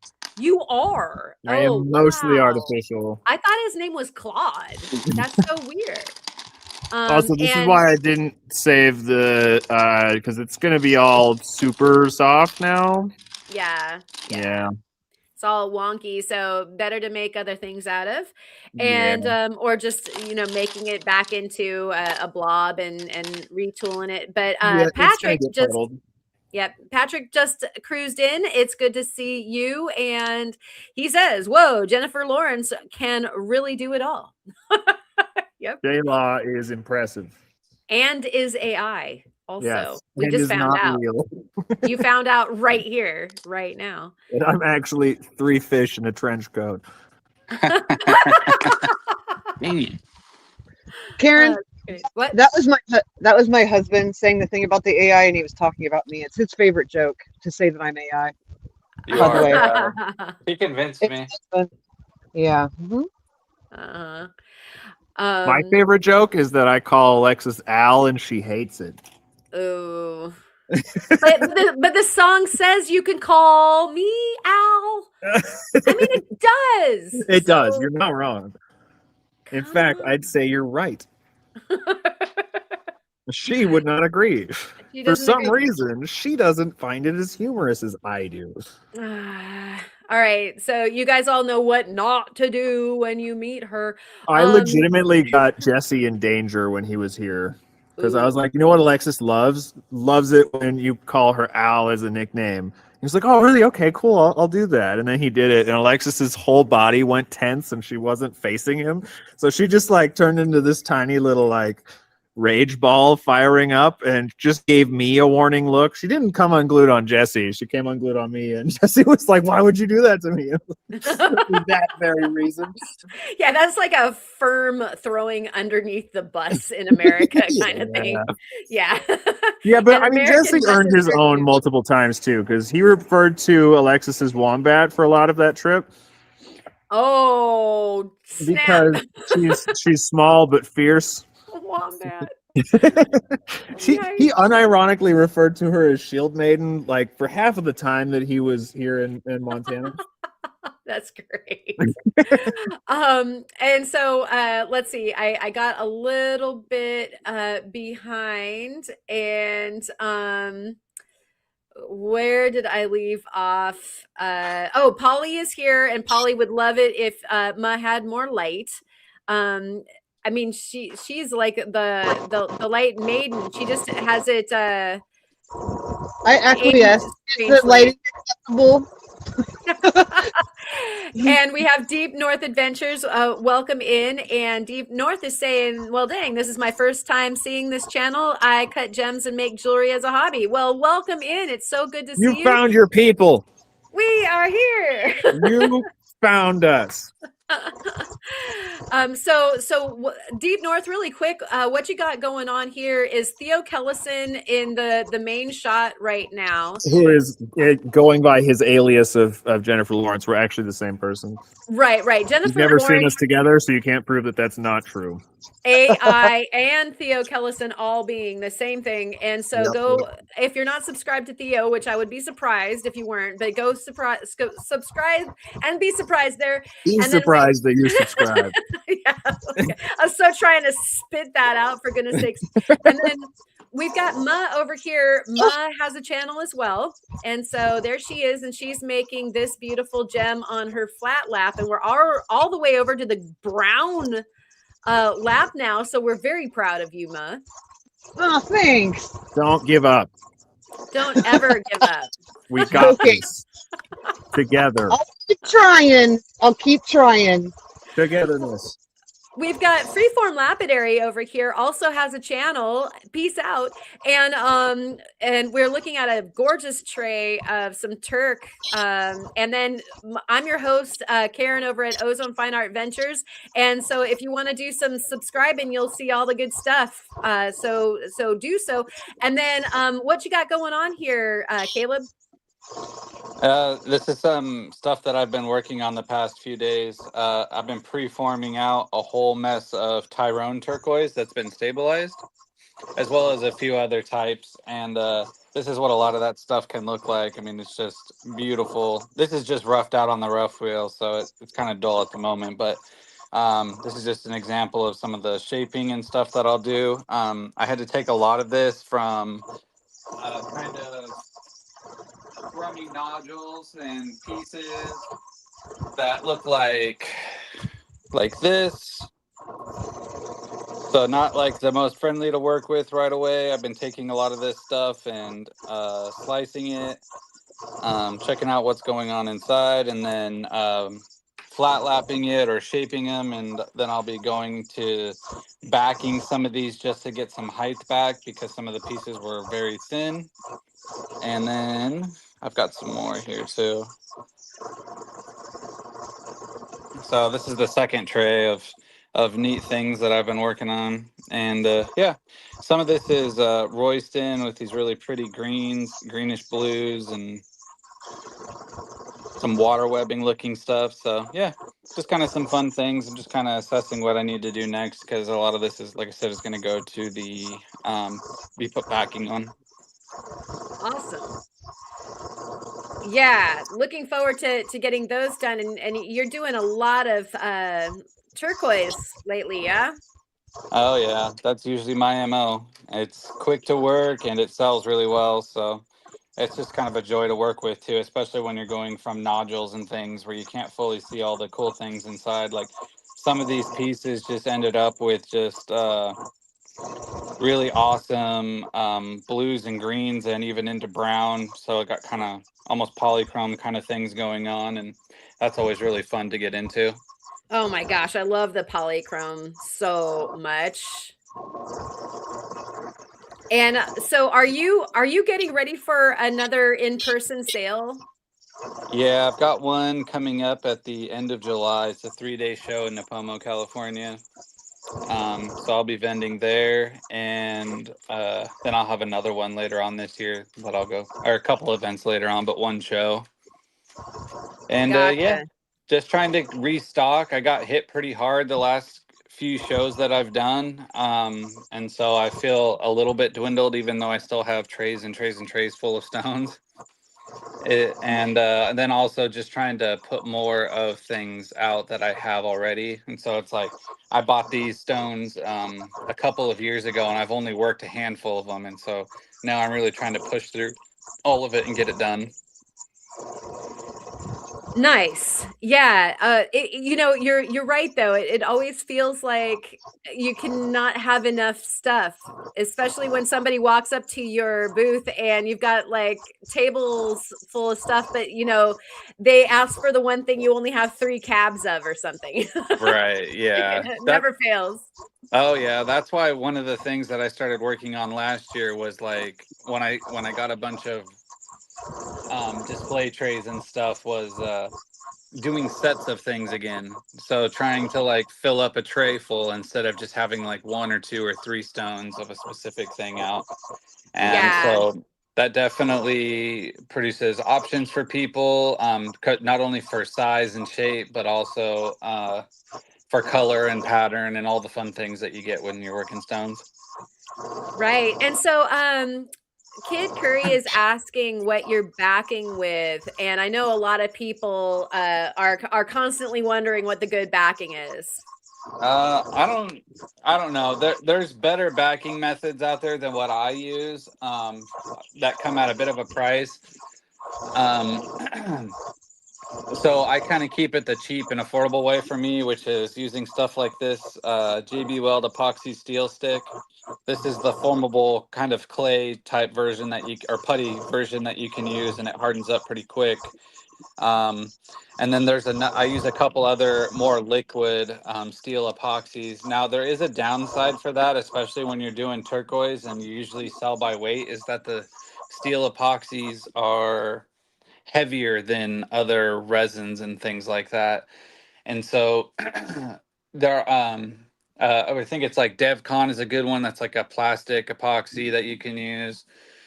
It's a bit pricey, but it works great. And then there's a few others, and some people are kind of secret about the recipes that they use as well. But plastic's better in a sense. It still provides the same stability, but it keeps the weight down a little bit more.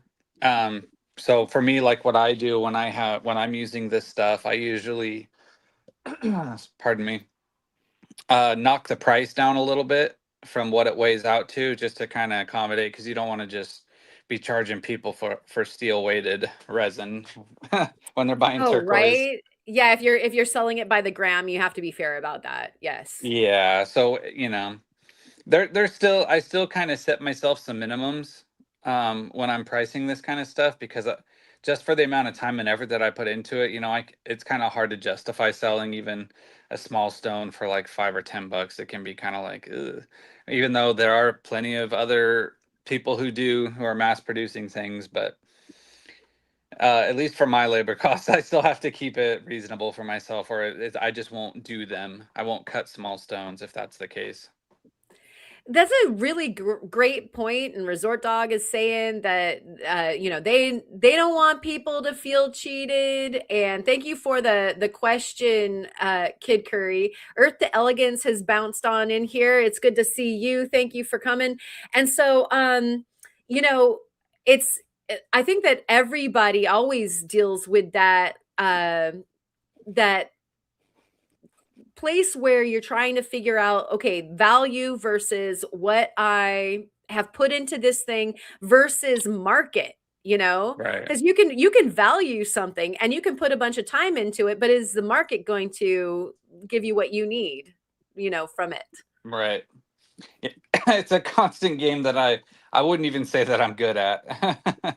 I just try to figure out or estimate the best of my ability or what I'd be happy to get, and then I just go from there. And then I usually end up getting people discounts and things anyway if they're buying in quantity or whatever. And then most of the silversmiths that buy from me typically tell me my prices are lower than they should be anyway. So I'd say I'm in a pretty sweet spot for myself. Yeah, I think that's kind of the best possible place, and that's a place where I try to aim for is maybe a place where the buyer feels like not only did they get quality, they might have gotten a sweet deal, because that always feels good. You're Right. still getting what you need to get out of it, but then you create hopefully a return client. Yeah, that's a big thing for me, is just developing the relationship with people. So I oftentimes spend a lot of time talking with smiths, especially my local ones, because I'll go meet them in person somewhere, have them come to me, and I can kind of sit one-on-one with them for a while and really kind of nurture the relationship with them. They get to know me, I get to know them, and then if they become like a regular buyer, then I start giving pretty solid discounts just to keep them happy, and it still works out for me anyway.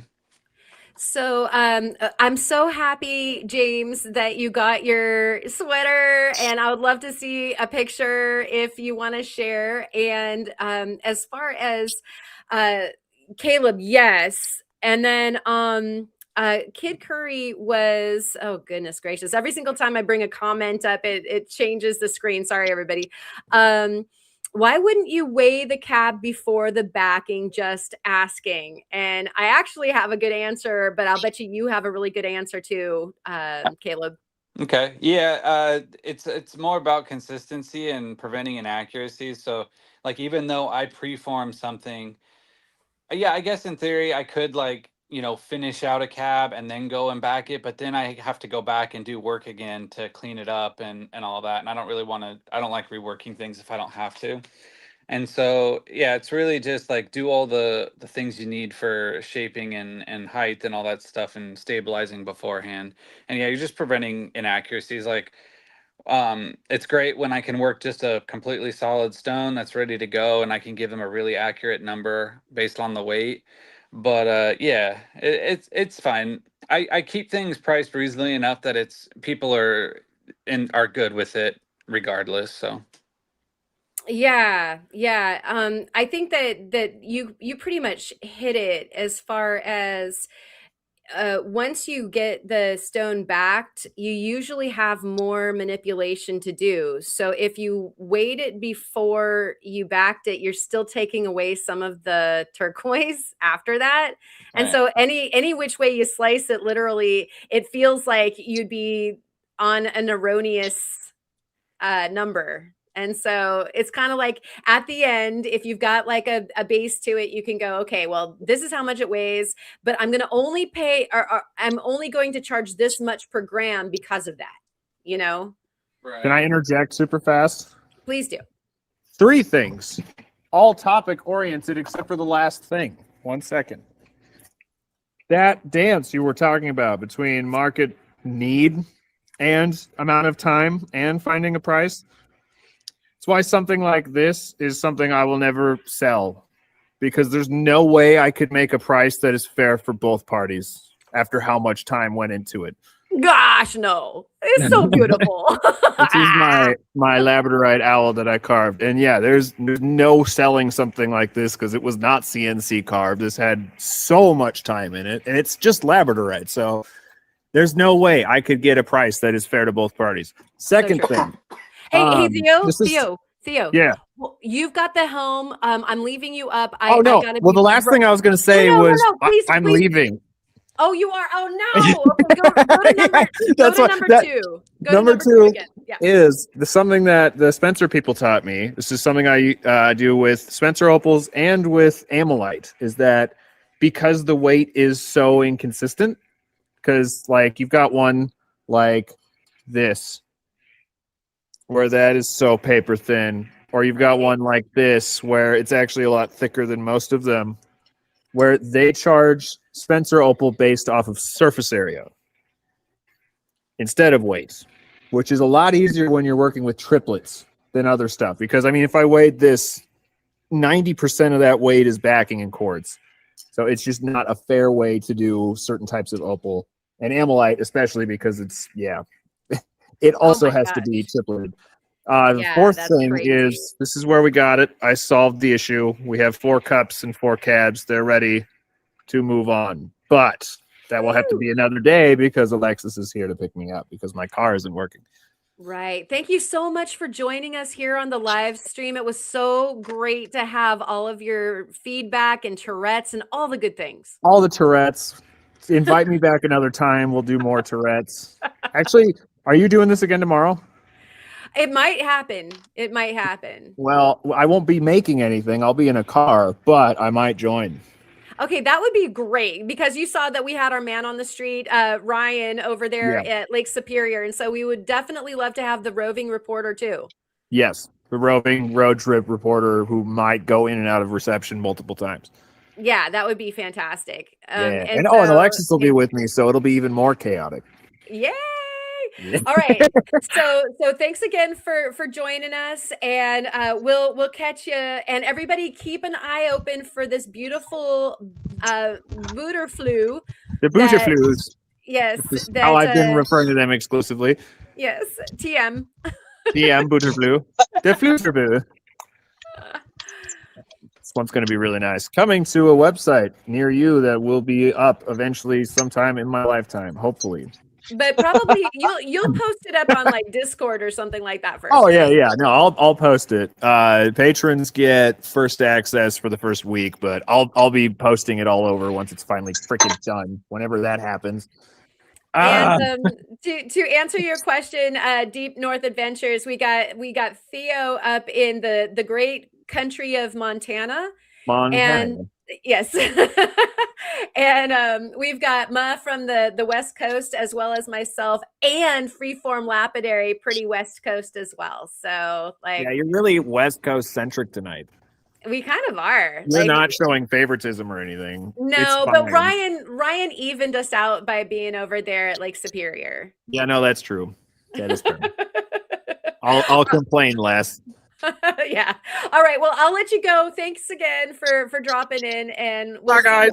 Cheers. I have accrued 3 of my rings at the shop, and I keep bringing them here and then taking them off and forgetting them there. So I'm going to be blinged out on my way home because these need to come back home. You are like balling right there. Blinging right now. Blinging. Is this focused? Yeah, that's my fidget ring. I love this thing. All right. Goodbye. Actually, goodbye. Okay. Cheers. Bye. Bye. All right, let's bring Ma up here. We lost. Oh no, none of them are going to go up. Why won't you go up? Why don't you go up? Do I have to take you down? I guess I have to take the blank thing down. Let's do this. There. Ha. We all are here. So are you going to actually be backing while we watch, or are you going to do some other kind of craziness, Caleb? I'm probably not going to be backing at the moment. I need to do a little bit more cleanup with these. They're still dirtier than I would like to be applying a backing to. I want to make sure that they get a proper soap scrub and stuff like that before I proceed. Ah. So I'll probably jump over to the wheels. You might have to mute me because it gets noisy, but I might go do something over there. Plus, my phone charger's over there, and I need it apparently. Gotcha. I just wanted to real quickly, if possible, Yeah. kind of touch on Theo's point about surface area. Oh, please. That's definitely a thing that I do factor in with certain qualities of material. So I won't necessarily do it with like kind of mediocre looking turquoise, but I might with something really nice. So just for an example, I had an absolutely incredible piece of um stabilized Royston no, it wasn't stabilized. It was natural Royston turquoise, and it was nice and super hard gemmy material. It had polychrome, and it was a very large piece. It was probably about this long of a slab and maybe about that wide. And Wow. when it came to me, it was cut poorly, as in it was very tapered, and so one end almost went to like paper thin, and Mm. the other end was kind of maybe 3/16 of an inch thick. And so with the quality being that it was like top grade Royston, and I tried to salvage as much as possible. So I ended up backing it, and I got the whole stone cut so that, thinking about it being razor bladed like that, it's like thin over here and fat here. I mean, the opposite of that was just all backing. And I was still able to get a nice huge stone out of it. And just because of the quality of it alone, I mean, I just weighed it out as if it was high grade Royston turquoise and sold it for like $250. I mean, it was just one of those stones and the person who bought it was just floored by it. They didn't care that it was backed, it was going to be usable for the things that they wanted to do. And they were totally stoked on the price because sometimes those kind of high grade turquoises, I mean, they can get kind of really crazy in price. Yeah. Um, there are turquoises out there that can be 25 to over $100 plus a carat. Yeah. When you're talking about a nice big stone, that can be a lot of money. And so, Yeah. yeah, sometimes I play that game. It really kind of just depends, and I kind of just go with my gut and put things out. And if it doesn't sell, someone's not really happy with it. They're not buying it, so it's fine if they're not really happy with the price, and I Yeah. get to keep it. So, I mean, it's all right. Yeah. I think that there's the different echelons of I make my bread and butter off of this 60% of the stuff that I have. There might be a lower 20%, and then there's an upper 20% where, like, you know what? I'm gonna charge what I want. Because if I get to keep it, or if I set it into a piece myself or whatever, great. It's not meant to be my bread and butter, Right. like it's too precious for that. And so that's a really good way to put it. Definitely. Yeah, and I try to keep things reasonable too. Like, so with backing, I might take a piece of turquoise that is literally like a 16th or maybe even a little more thick, and that's not really usable for just a general cab. It's just too thin. And so I might have to put a little bit more backing in there, and then I'll sell that stone cheaper. Whereas other pieces, like some of these, like they're a fine thickness as they are, but I might still put less than a 16th of backing on it just for stability reasons over Yes. time. I mean, this stuff is stabilized, but there are definitely some pieces here that like it could just use a little bit. And You so if it's just a little bit, I don't usually get too hung up on the weight. Right. And actually, to your comment just now about having a bit on the bottom for stability, etc. I ran into a situation with a client where they needed a stone put back into a cuff, a great big silver traditional South South not South American, Southwestern. Good grief, my brain couldn't figure that one out. A Southwestern style turquoise and silver ring, or rather cuff. And there were 3 main turquoise pieces in it, and the top one had fallen out. It had backing. I tried to see what it would, how it could go back into its setting, and there wasn't enough bezel. It had been worn so much that the top of the bezel had worn down and had a little crack in part of it. And so I either would have to fashion a whole new stone, fashion a whole new bezel, or figure out how that stone could go back into that setting.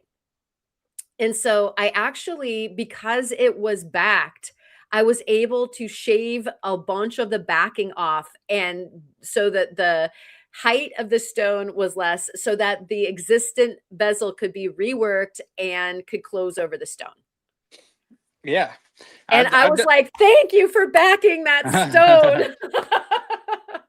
I've done a number of jobs like that for a good friend of mine who's a local smith.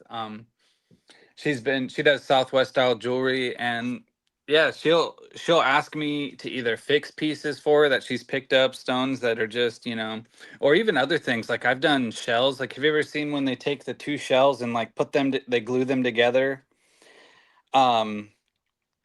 And they're like, I don't know if they're abalone or some kind of other colorful type of shell like that. And that means it's like super domed on the bottom. So, and she wants to put it in like a cuff or something, and she can't do it. And so she's had me put a whole mess of backing back there just to flatten it out so she can actually use it how she wants. And she's been super stoked about that kind of stuff.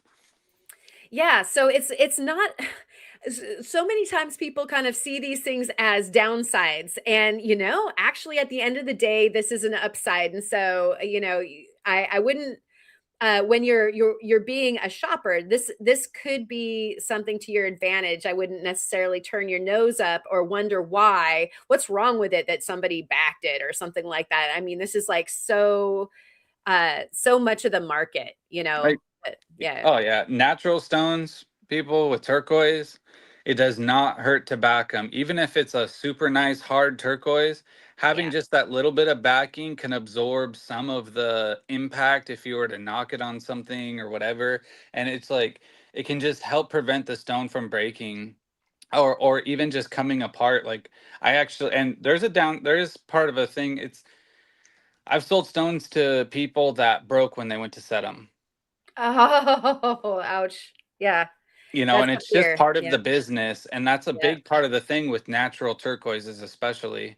That sometimes it just, you can't see a fracture when you cut it. It could be internal. It might not even have been there. It could be from the smith putting too much pressure. Who knows? Right. Setting bezel is a tricky business. There's a lot of pressure there. And if you're doing it traditionally. Yeah. And sometimes just having that really hard epoxy in the back will keep it from snapping. Yep. 100%. I totally agree. And my grandfather agreed with that one too. And he was such a Puritan. And yet I have to this day some of the stones that he was preparing that have backing on them. And they're great. They're the big fat stones. They didn't need it, but he wanted it there. Because he knew as a silversmith that, there's this possibility. And Deep North Adventures was saying that you're into the faceting as well, and that you've got some of the sunstones. That's very, very cool. That's actually what I've got those out for, was that I'm trying to get some judgment on these sunstones to get ready to cut. And you guys, my saw is sitting in my mailbox right now. So is it cool, Ma and Jahik, if you guys take over for a little 5 minutes or less so that I can run go get it? Yeah. You awesome. mean I have to talk to that guy? Yes, you guys get to talk. And so what I'm going to do is I'm going to put everybody up like that, and then I'm just going to be right back. And believe me, stick around, y'all, in the chat. I'm coming right back, and I'm coming back with something cool. Okay. Okay, so BRB. See ya. No pressure or anything. So are you going to do some cabin? I thought about it. I might. I'm not too sure yet. You got to do something. You got to entertain us. entertained, said, can I just show cool rocks for like a minute? yeah, please do. Ooh. Some Is really that some cool pink freak- stick? No, it's not stick agate. It is got some tubes going on in it, but it's just a really cool. I think this is Turkish material, but just a really cool pink agate with a lot of really wild stuff going on. That's beautiful. Yeah, I think it'll make some. What are you cool gonna do with cabs. it? I'll probably end up Oh, gonna cabbing cab it it. eventually. I need to split it, so I'll probably make kind of preformed cab shapes and then split them in half and then cab them out. Right. Yeah, that's pretty thick. Yeah. Oh yeah. No, I'm not making chunkers like that. That's crazy work. Yeah. All right.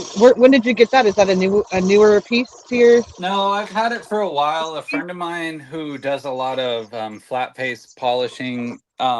Sometimes he gives me end cuts and oddball things that he's not going to mess with. Right. And so that's just a piece that he gave me. He does a lot of Turkish stuff. Yeah, so it's just something I've acquired and just haven't found the time to mess with it yet. Fair enough. What else you got? Keep the show.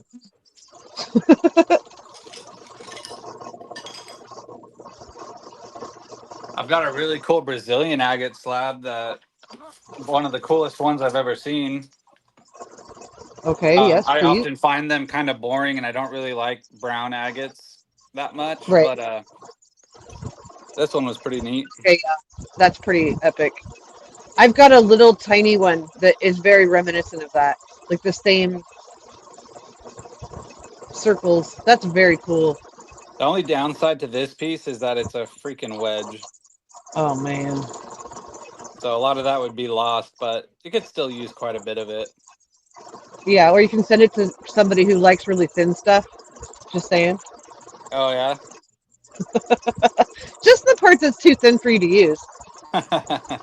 Yeah, I could do that. Nice.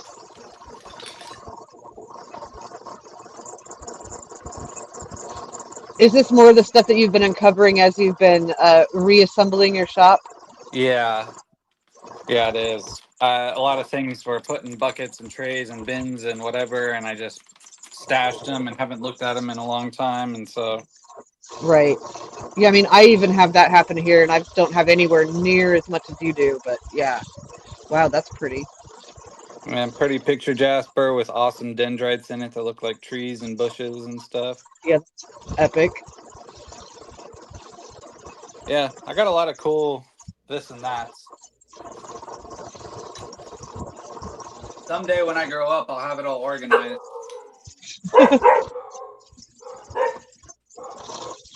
Same.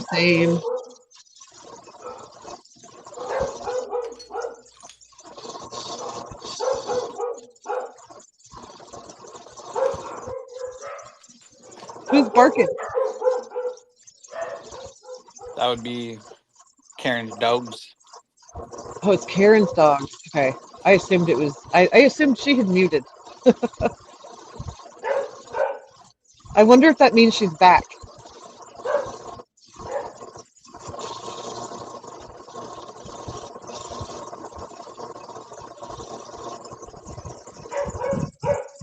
Okay, that's fun. Now it's the musho.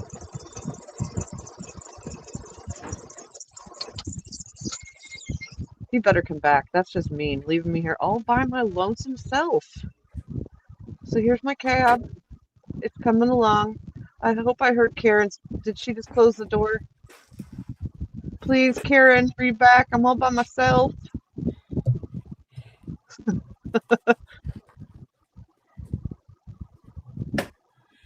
What happened? I don't know. Where He did ditched Caleb go? Oh no! I got ditched. I got Oh, you ditched. did. Nobody What likes happened? everyone left. and then No, there I was know what one. happened. He was just suddenly gone. Oh no. Okay, well, I think that he said that he needed to plug in his phone. He needed to go over to his His wheels. having, yeah. Yep. Yeah, Maybe and so yeah, I'm betting that he didn't quite make it on time. And so thank you for killing the time while I was going out to the post box, which is like down the street from me. Like, it's not right, just I know it's not right outside your door. yeah. So thank you for killing some time. I am putting tape over the bits so that I can just unbox this right here, right now. How is your cap coming? It's coming. I'm up to 600 now. I had to go back a little bit because once I got out some of the other stuff, I found deeper scratches, as you do. So I went back, and it's kind of hard. Like when you're doing this, you're also trying to talk to people, and you miss things. And I generally, after a work live, end up having to go back and redo stuff. Right? It's Like the Theo's poor soldering Yeah. job. Like, oh man, I was feeling bad about that. But yeah, that is definitely part of the live it's part of yeah thing. Okay, so these were the sunstones actually that sorry. I dropped it and scared the crap out of myself, yeah, we all like but it's fine. It landed on a. stopped breathing. So there you go, Deep North Adventures. There's some of the colors. Look at that deliciousness. That's just candy. Little bit of candy there. So I need to go through these, but I got a tool just now in the mail, y'all, that is going to help me with these very guys. And so that's how come why I was so gosh darn excited about getting it from the mail. So I didn't mean to leave y'all hanging, and I mean like just like drove Jawhick straight out of here. He's just like out. He bounced. It might. Let me know if I'm too loud. I will mute. But okay, let's see if I can get. Let's do this. Where's your box? Yeah, there we go. Let me know if I need to mute, or just go ahead and I think, like we'll just mute you for a second here, because it's a little loud, but feel free to come back if you need to ooh and ah. And the dogs kept us all company. Oh my, I bet. Okay, yep. Caleb is saying totally didn't get distracted and let my phone die. Okay. So Caleb, are you going to be able to come back? Or at the very least, thank you for checking in so that we didn't feel like there was a serious ditching going on. Oh, that's somewhat translucent tape. Get it off screenish here and just get this going. We need a hammer. Yep. A hammer. I got some scissors, but you guys, you might want to look away on account that I might draw blood. I can't be trusted with sharp or nice things. Oh man, and I got myself a drink that I left downstairs too. It's a little bit parched, and I got super wet on the way down there also. It didn't appear to be raining when I stepped outside, and in that we are so properly Oregon where I am right now that in the short while that I was outside walking down the lane, I got schwitzed on. Excellent. I was literally going to say, did you get schwitzed on? And then you said it for me. That's funny. Yeah. Karen, Yeah. If you want to go get your drink, go get your drink. I will. I'm going to go ahead and just pull this out of the box, and then I'll probably go back down there and do that just so that I'm not just spitting cotton. Okay, this is not the exciting part. That's fair. But it is important. Oh my gosh, Spot, right? Need to train the pups to fetch. If I could get one of my dogs to go and get the drink and not drink it themselves, that would be so cool. or the husband, he could maybe do it. Yeah, but if I could have found him, he would have been the one to run down to the box. Fair enough. Fair enough. So I could not find. He was probably hiding in a closet. Heard me come out of He's the like, studio and she was just like, wants "Oh something. crap!" Yeah, exactly. Yeah. Quick Time to hide. hide. But yeah, my dogs, specifically Lily. If I leave my coffee, and I like it with cream and honey, or actually milk and honey because I don't use cream. But if I leave my milk and honey coffee any place that she can get to it, she will drink it. And Hilarious. that it is so insulting to make myself a delicious coffee in the morning and I'm too tired to know that I didn't drink it, you know? Like it's Oh just yeah, gone. I'll find abandoned cups, and I'm like, that's just wrong. It's Like, so wrong. and no wonder I'm so foggy.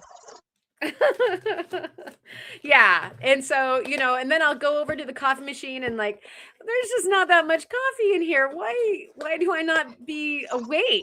And yeah. And Lily's like literally doing zoomies all over the house. Meanwhile. Okay. Really funny. We're So she's coming- What's that? you make it and she sneaks it. She sneaks it. She loves it. And I mean, I just didn't know that dogs would like coffee. And Ochako and Owaki are not as really into it. Like they'll leave it alone. And so, you know, I'll get lulled into a sense of security where I don't think somebody's going to drink my coffee, and then Lily will swoop. Right. Yeah. So, How's all the right. box coming? The box Is it was free? this job of wrapping is quite the exemplary job. My hat's off to this individual. I think I'm supposed to just go by their handle, which is Froggy Walnuts. For now. And so what I've got here is a tool, but it's such a small box. You ask, like, how in the world is it that you've got a tool there? And I'm going to get through, like, this is professional packaging, you guys. Like, Yeah. nothing was going to happen to this thing on its journey. This is like such a good job, and yet it's so in here that I'm like, my instant gratification is overwhelming, and you know, Yeah. I want to get to this already. Okay, so here's piece number one, and it looks like some building needs to happen here. Assembly required. Yes, that's the term. That's the phrase. And the tool that wants to be used with this is busy over in another area too. And so we're gonna get like a quasi rat here. And I don't know, maybe like Theo was inviting us to go live tomorrow. I wonder if we should just go live again and I can have this all assembled and ready to watch. I don't know. You know, do you guys want that to happen? Yeah. What's that, Ma? Yeah. I will. I'll do it. I don't know. Yeah. And I'm sure these people would. I don't know unless Kyle's going to be live, which I don't know. Yeah, we should keep an eye open for what Kyle's going to do. And so here's this piece. Ooh, look at the little baby table. Isn't that adorbs? Yes. So have you guys all in the chat figured out what the heck I've got here? Get Lily the latte larcenist. I love it. That's hilarious. All right. We got that. And then we've got these pieces here too. And Romania Rockhound knows what it is. Good. And And so Romania is asking if it's a small cabber like Rufo's, and actually, yes, it's the tiny saw. So you were right and just slightly off, Addie, but Latigo Liz got it. Woo! And oh, thank you, Dave, or rather, Don, Lapidary Dave. Live sale at 11 a.m. my time tomorrow, if I recall. Okay, cool. Maybe if we go a little bit later, yeah, if we go a little bit later, like just depending on how long Dave wants to go, and then we also don't know if AZRE is going live. And so it might be that it's a good thing to just shift it into the evening a bit. You guys, I love this finish. The finish is yellow and sort of red. Yeah. Like That's cool. It's like copper. It's so fiery. It's so sunstony and rad, because I love my yellow, but then it's not yellow. It's also like this cool. The red is almost a pinky red too. Like it's definitely coral. Yeah. It's coral. Coral. I love it.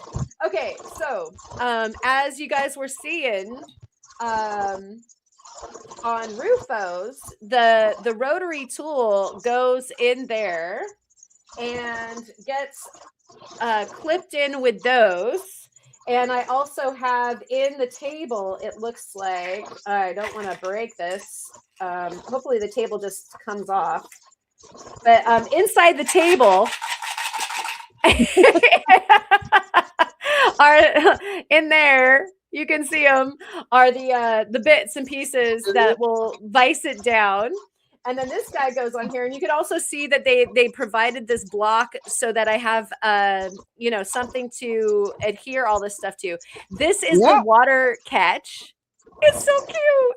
It's so cute. Little water catch. And then so the saw blade goes here. I ordered saw blades.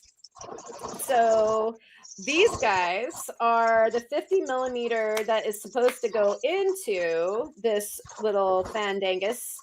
And so let's get this guy. And so there's your, isn't this adorable? Oh my goodness, look at that. Isn't that so cute? It's got a 1 millimeter kerf. I like the 0.7, but I think that this is going to be really good for like stability on like the saw, you know, because you don't want something so thin that it's like, oh, wow. Yeah. Yeah. Those wobbling around. Yeah. You'll get nice straight cuts with that. It won't do the wobble and then get your rock lodged on it, which I've had that happen on some really thin ones. Exactly. You know, when the saw, what's the word I'm looking for, seizes, into the rock because of that. Yeah. Yes, it's going to be so flippin' exciting. And both Dawn and Resort Dog are talking about the eruption. Yeah, you guys, I love watching the lava shows, and then at the same time you're just hoping that everything's going to be okay. So that goes there. And actually the rotary the shaft goes through there, boom, like that, from the rotary tool. Yeah. And then boom, you got this little tiny little saw. And you cut. You guys needed the love it. Absolutely necessary. So if I've got a little stone like this, yeah, right. Look at that Shilla. That's some serious Shilla. So if I had a stone like this and I wasn't going to carve it, which I'm going to carve this one for sure. So I'm just using this as a an example. But like, say, I needed to get that stuff off. In fact, actually for the carving, I'll want to get that stuff off anyway. So I'll probably trim that off, like just, from fingernail to fingernail there. And so Right. and now I have this little tool, like done, because it's overkill for just darn near every other thing that I have Yeah. that cuts things. I hear you. It's like I really need to figure something out like that, because I mean I've gotten really pretty good on my trim saw. It's pretty good to use the bandsaw, but like there's something about a tiny little saw where you can hold it like that, especially with like a nice thick for its size disc like that, where you're going to get nice straight cuts. That would be really helpful in Intarsia too.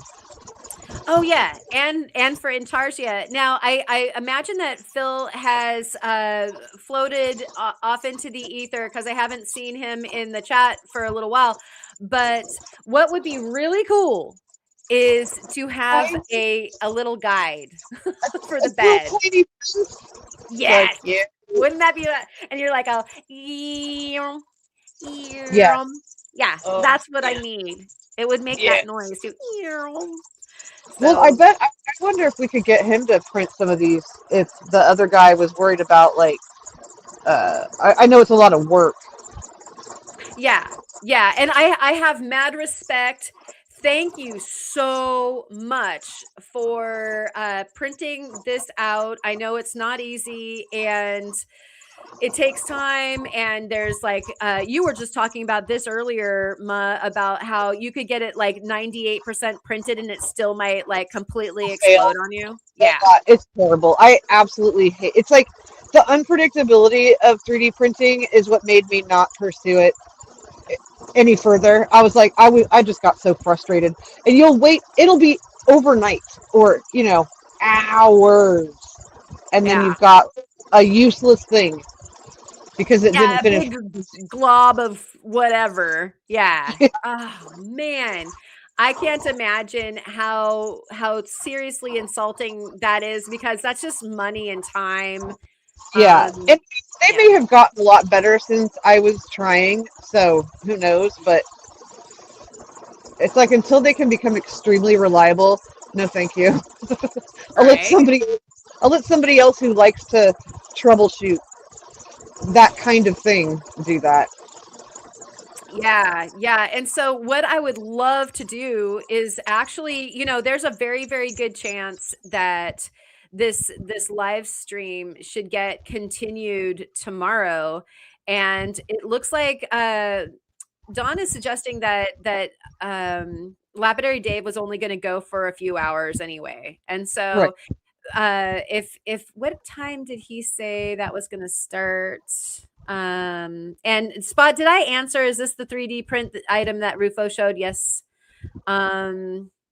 And where was that? That's back far enough that I'm probably not going to find it again. But I think was it 11? And so yeah, at any rate, that feels. But I don't know 11 whose time. Yeah, I think he's in California right now. I could be wrong. And so he went home. Did he? Yeah, right. I think he did. Okay, This is what I'm saying.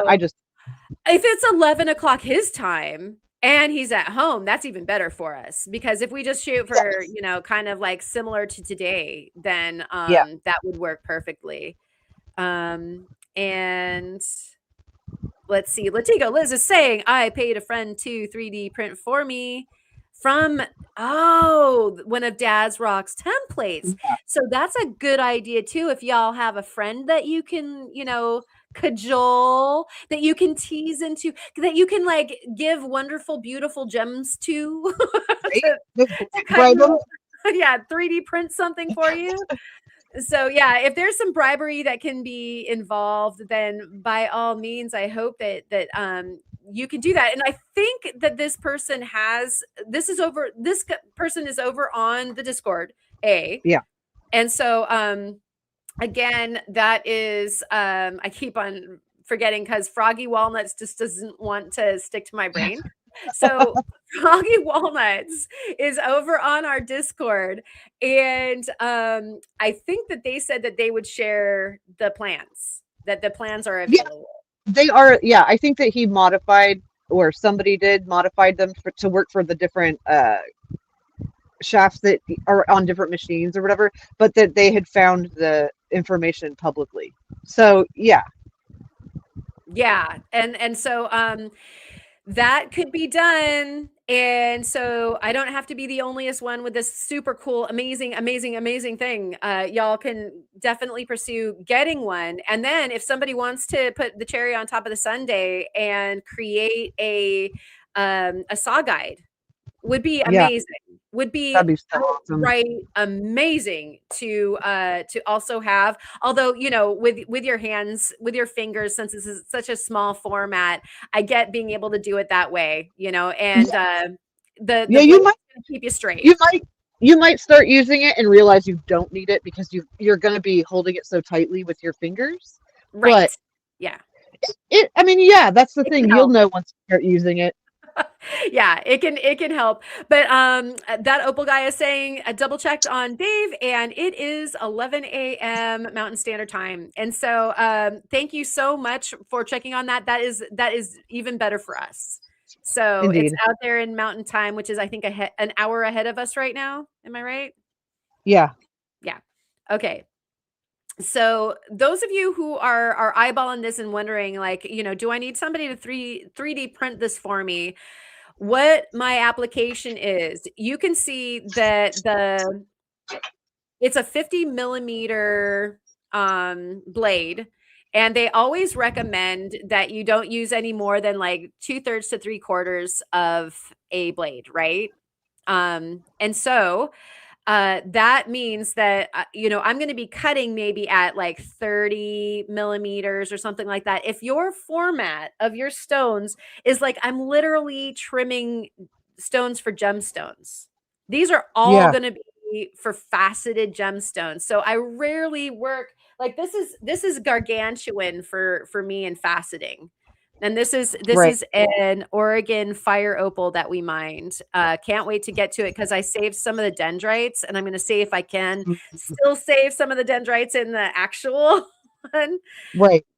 But still, so if I needed to shave on that, it's not going to exceed my saw's limit. And yet it's not a big stone. And this isn't a big saw. This isn't going to, you know, take the place of a trim saw in your No. life unless you're trimming for something Very very small small thing. format. Yeah. Yeah. I would, man, I would love it. Oh, I One. knew as soon as I saw this that Rufo had it, I was just like, I need that in my life so hard. I like, you know, I'm clenching my teeth needing it so hard. Like I was like, Yeah.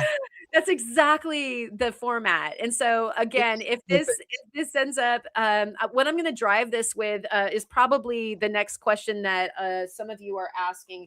And let's see if I can I need to bend. Are you going to use your Dremel?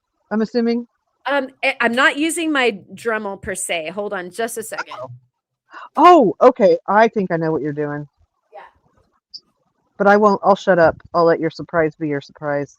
Oh, it's not a surprise. It's over on the other side of my studio, which everything is like, this is like a prison room. So everything's really achievable by bending hard, but I didn't want to like Just lean Yeah. in one direction when you're over there. Yes, and yet I didn't want you guys all to be treated to that kind of a close-up. Fair enough. You didn't need to see that. And so I'm back. So this is actually, oh, I probably should bring this back too. And now I'm back. So the handpiece is pretty much a Fordham knockoff, but this is Right. actually my Weaver flex shaft that is attached to the Weaver table grinder buffer that they Right. have. And it is a keychain little machine also. It is so flipping adorable, it would make you die. It's so Yeah. cute. And so I bought that thinking, you know, when I do a mobile, oops, that just fell. That's not good.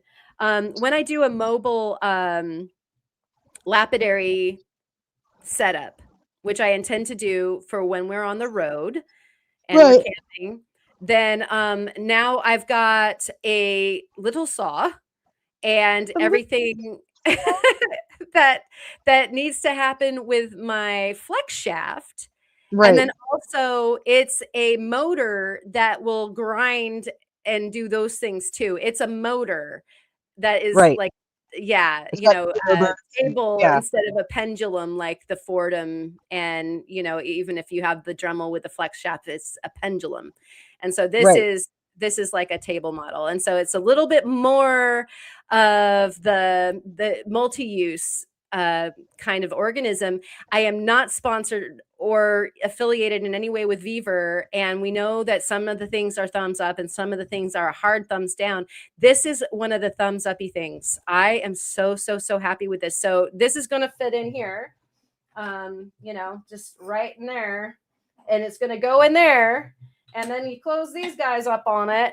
And so those of you who weren't visualizing what's going to happen next, imagine that that saw blade on the rotary tool, and it goes underneath that little divot there, and boom, you're in saw land. And so she didn't want to show the plumber crack. You know, I wasn't bending in that direction. I was actually bending like over the top of the computer and the camera. And so you guys would have just like seen like ultra close up the follicles of my neck and stuff. You just didn't want that world. But you know, gosh, if you guys want to like I'll just plumber's crack it if that's what's got to happen. Ma, are you around?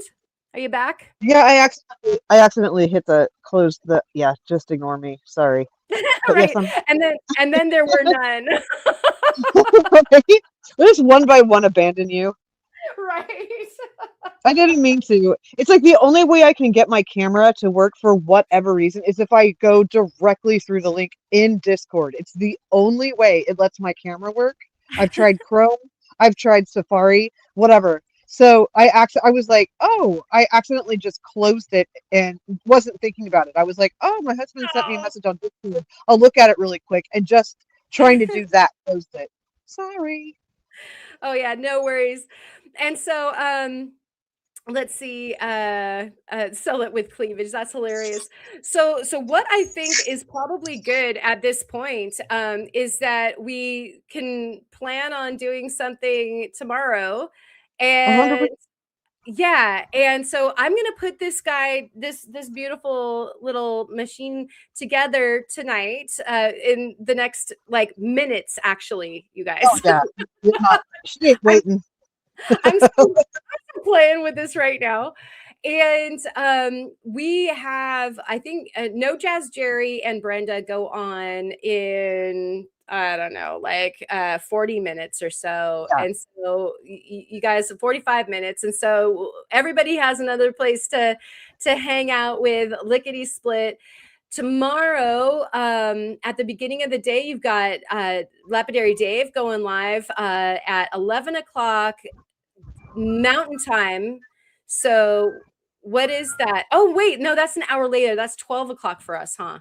And so we'll is it or is it an hour before? I have it. It'll be 10 a.m. here. So 10. Okay, great. That is Yeah.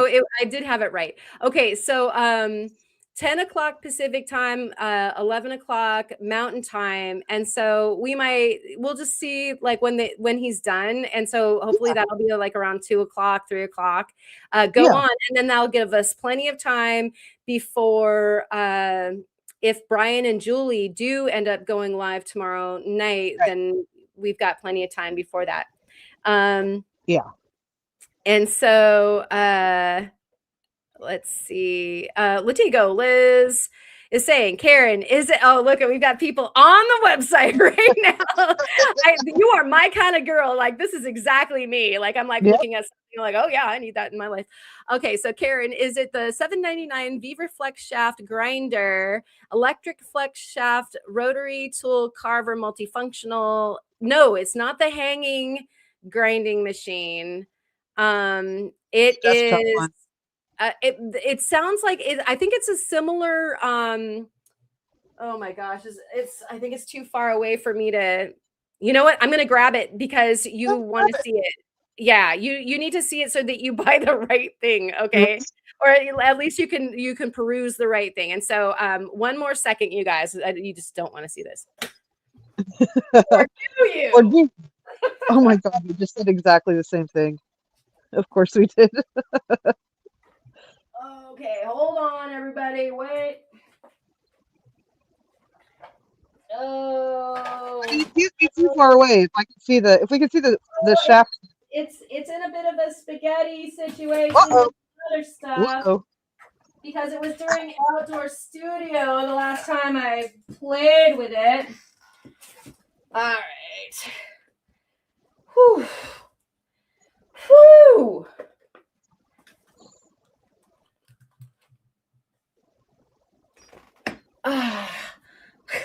Success? And there she is. I extracted She it. did it.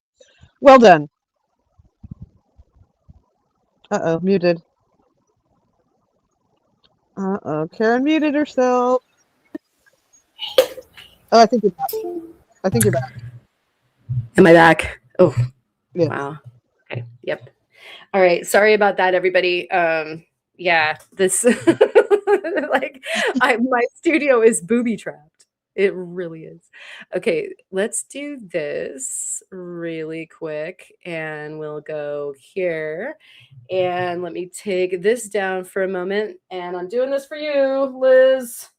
Okay, this is it. This is the So cute. cutest thing. Yeah. Okay, so It's adorable. It's like an old telephone. Fever. so what this does, let me bring this over.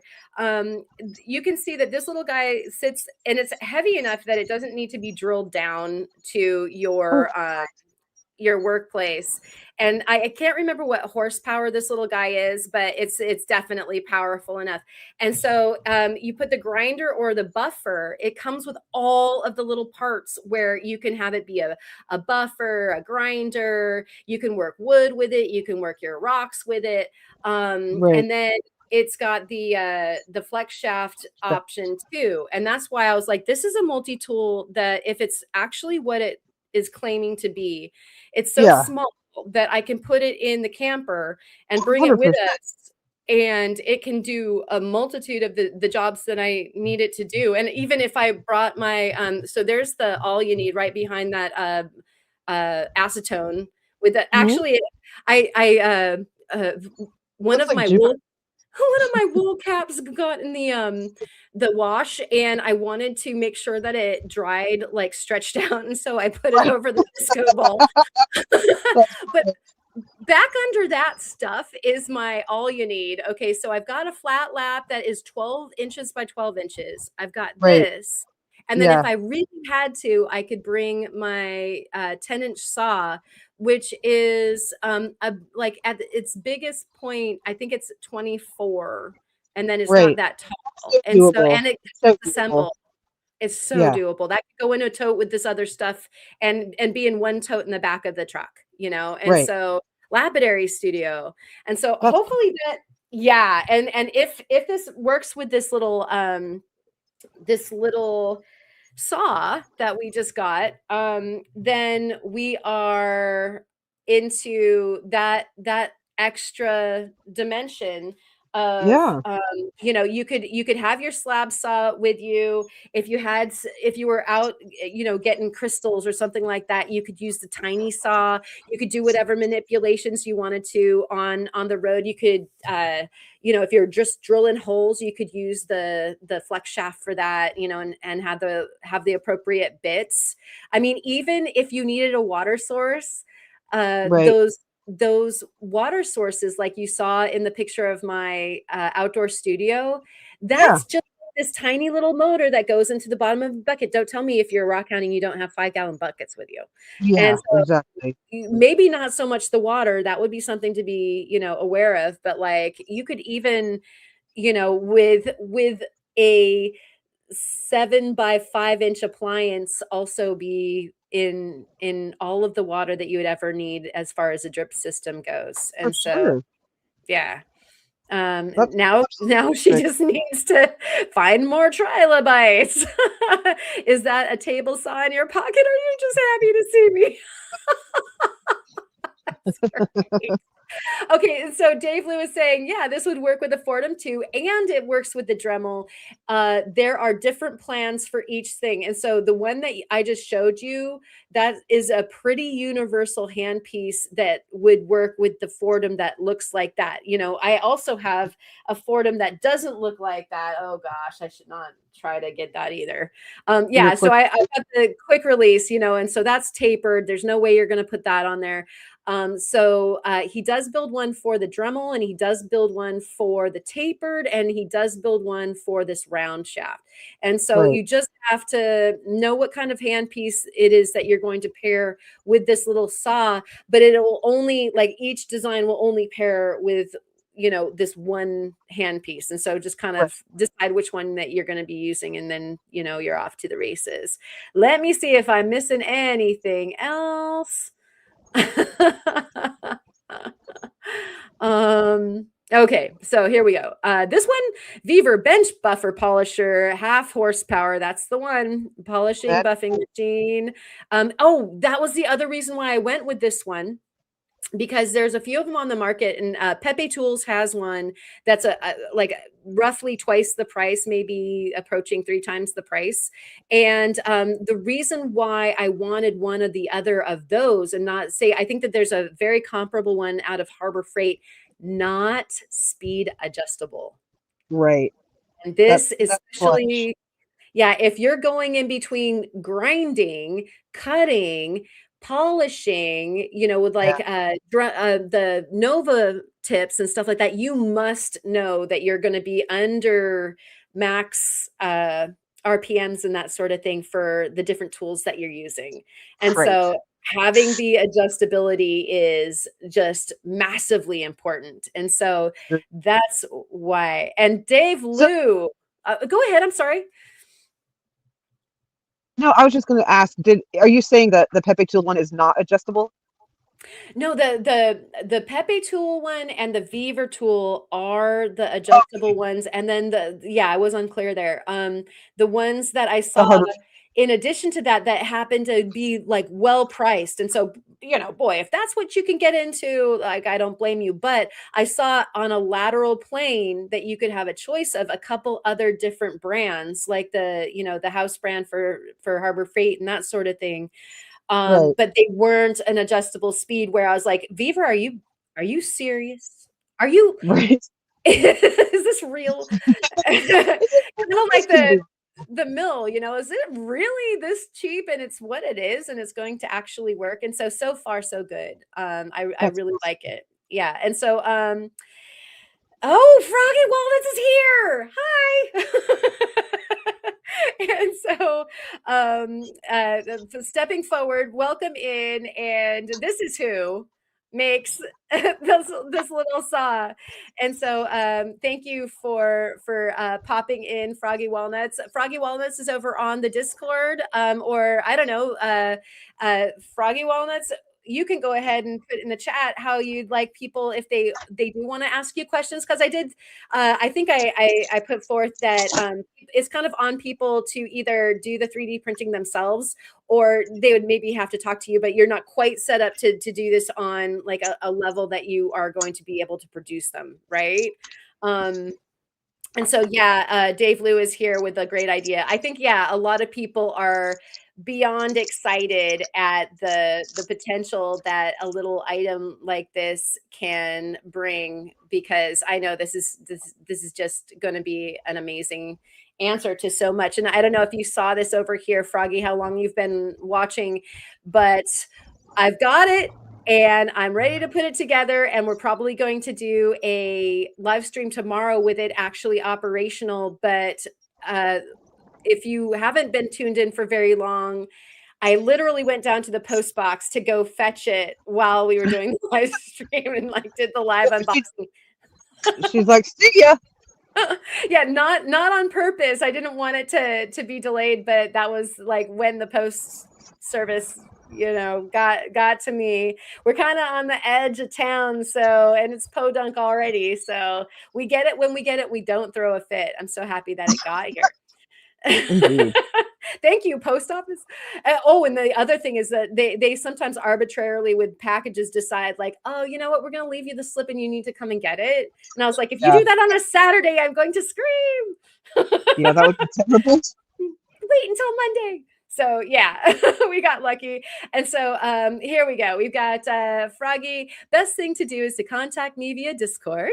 So over on the Rockhound Roundtable Discord, and I believe also that Froggy is over on Rufotris Rooted Rockhounds Discord as well. So one or the other, go ahead and go find Froggy Walnuts at the Discord, DM them. And if I can get interest for several orders, then I can have my son print out some. You guys have your marching orders. If it were me all over again, I'd do it all over again. So thank you so much, Froggy Walnuts, for printing me one of these. So excited.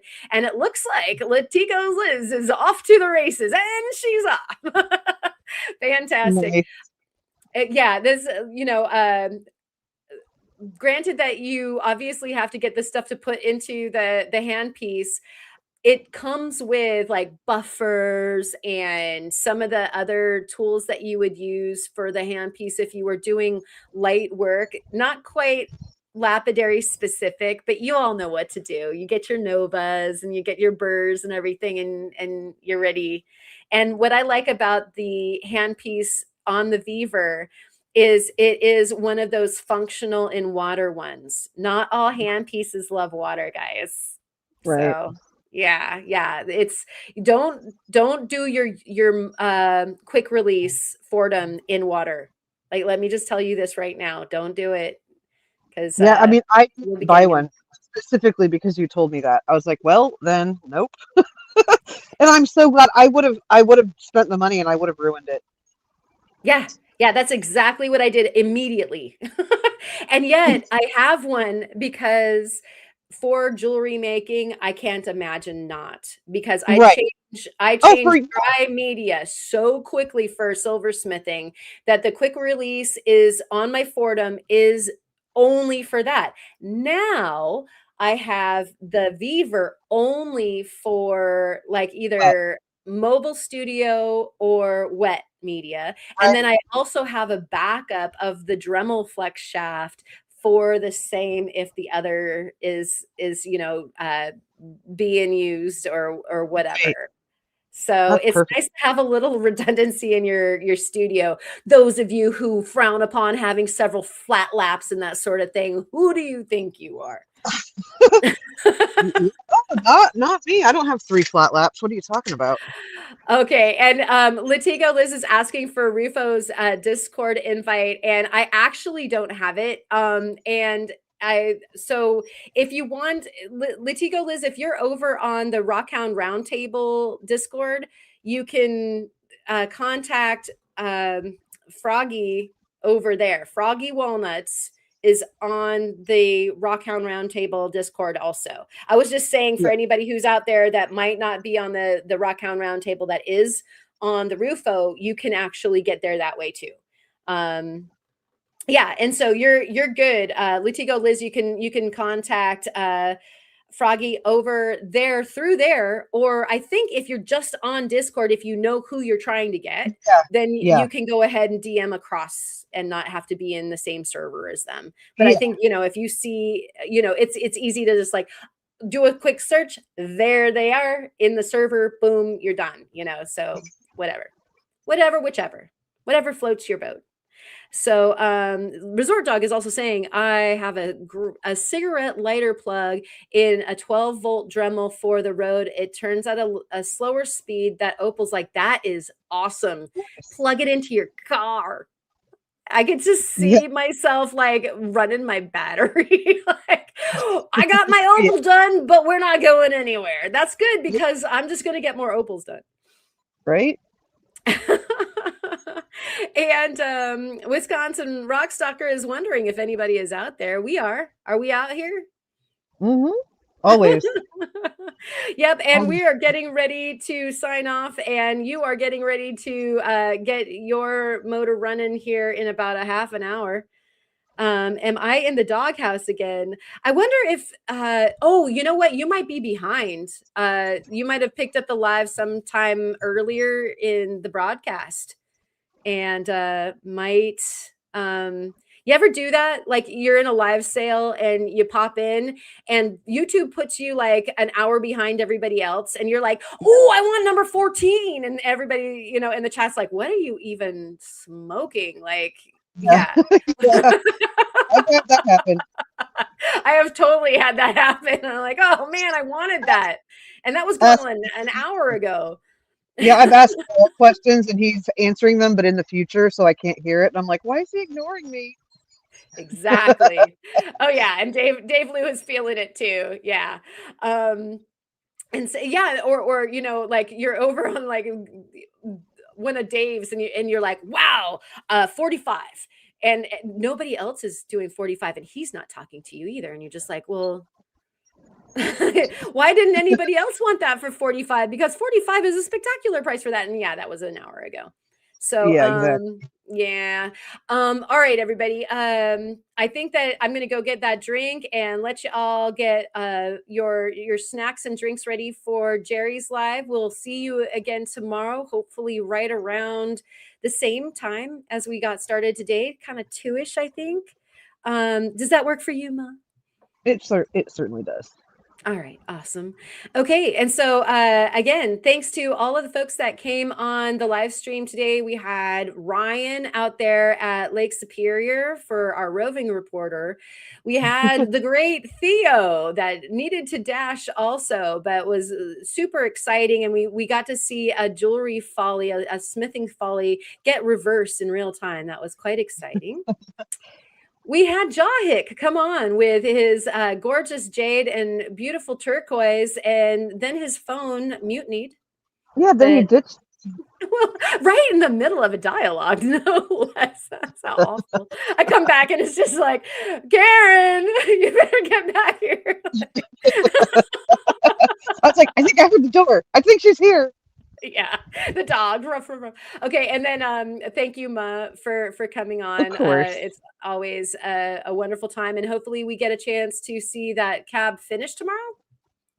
Oh yeah, I mean, I'll probably finish it up in the next hour or so here, and I'll show you guys. Perfect. Over on the Discord, and then maybe we can show it off to those that don't Discord over there on the live tomorrow. Exactly. All right. Well, Sounds cheers to all of you. I don't have a credits loaded, and so we're just gonna say our goodbyes and have a great Saturday night. Bye, everybody. Cheers.